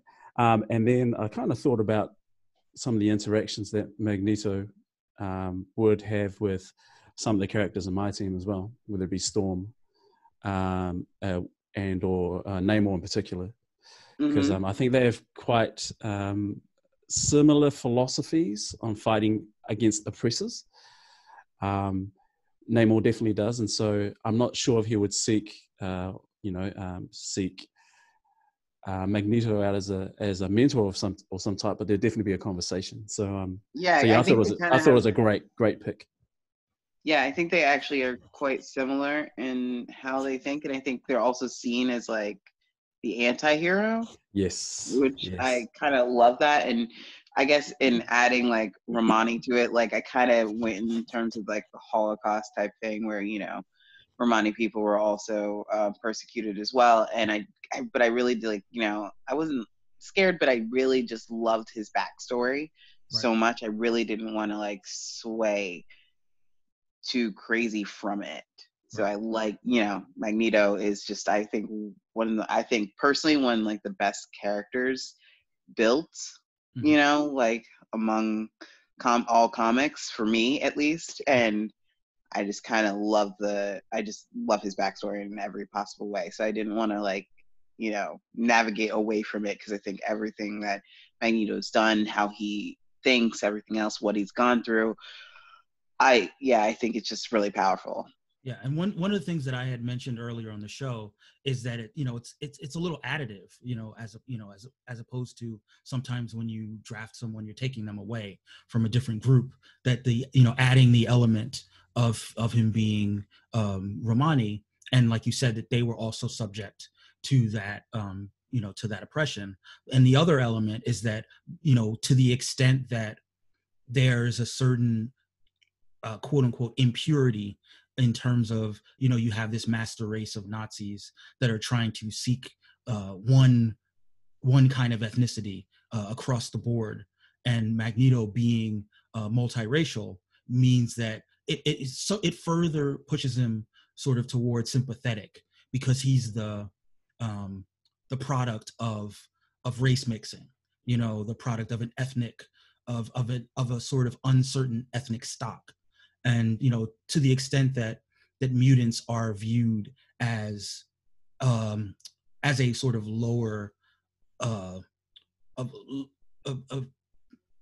background that's been so put upon, and the fact that the mutant gene can kind of come from anywhere, that certain uncertainty that is not tied to sort of a direct genetic line of who is a mutant and who develops the X gene, that there is some kind of like affinity there with the Romani people and their kind of, for lack of a better term, murky lineage. Yeah, similar to that too, I think, with Magneto and because I thought about this with Namor as well. It's kind of that tension about what happens when the colonizer becomes the colonizer. Mm-hmm. You know, they get to a point where they've fought enough against the oppressor where they start to kind of imbue some of those values as well. We're, you know, Homo superior, or we are the superior race and stuff like that. And so that tension obviously exists within, potentially exists within what Namor wants to do as well. And I've seen that in kind of how the story of Magneto has played out over the years as well.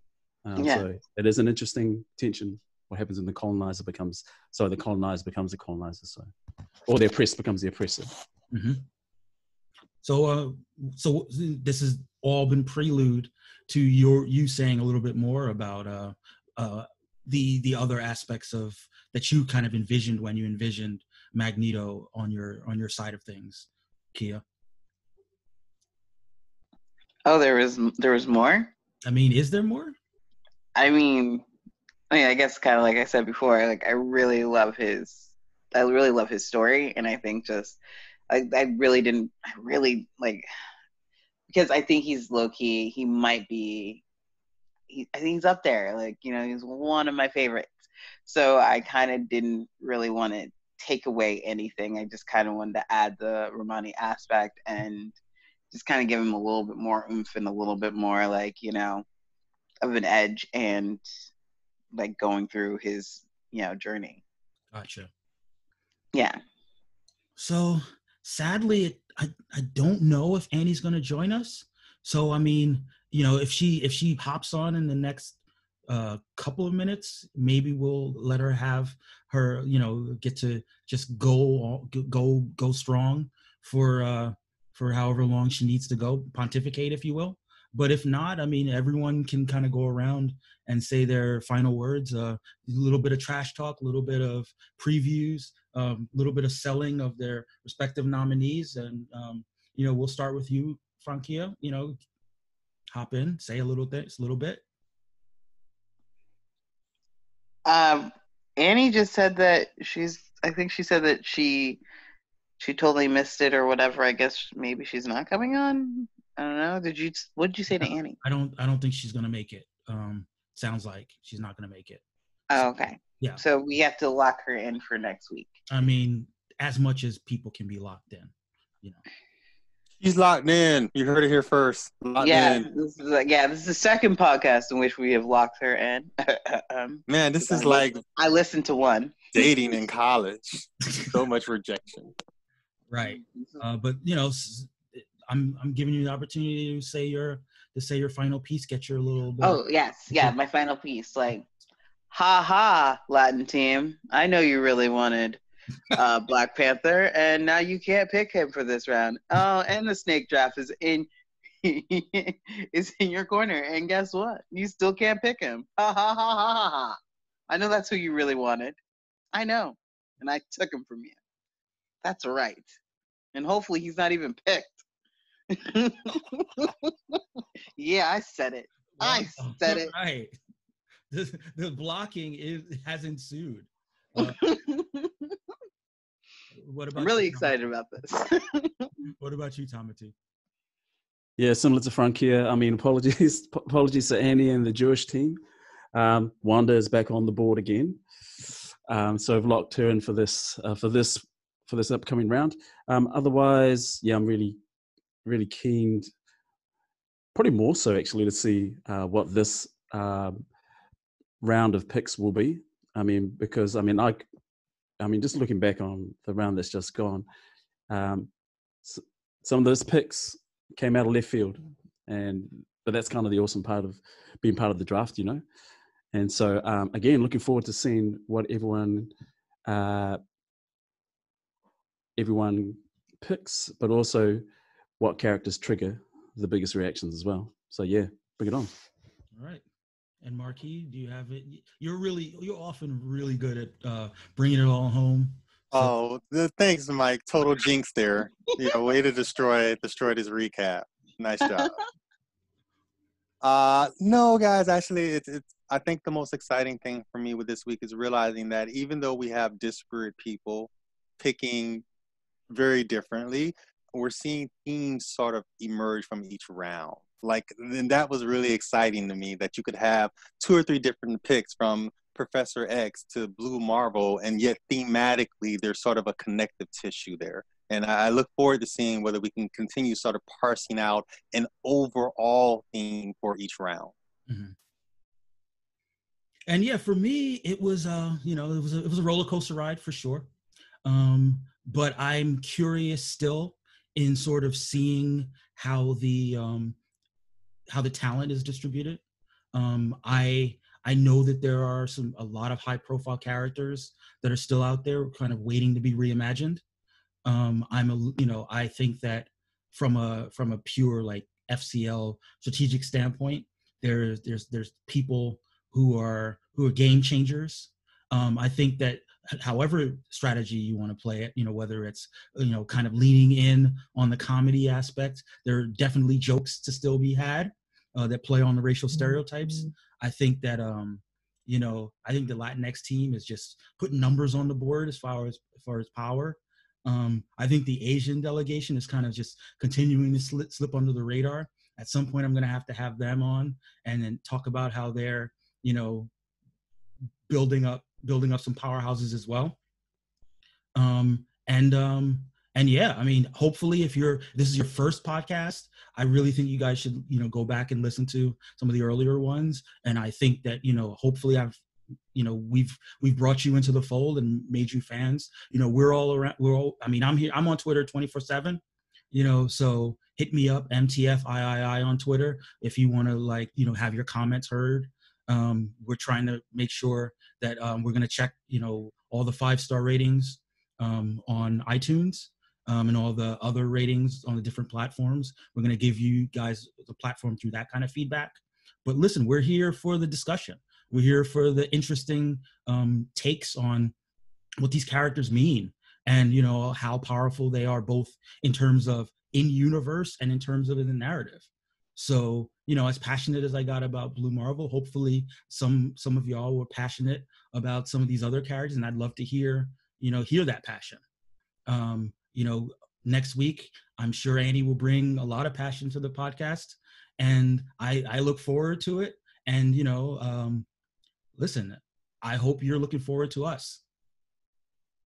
And on that note, I mean, I guess it's sign-on time. If everyone wants to say a little catchphrase, let me know. But if not, I'm ready to go. Who's your daddy? What'd you say? Who's your daddy? Nice. No word about the ween. No ween. Oh yeah, yeah.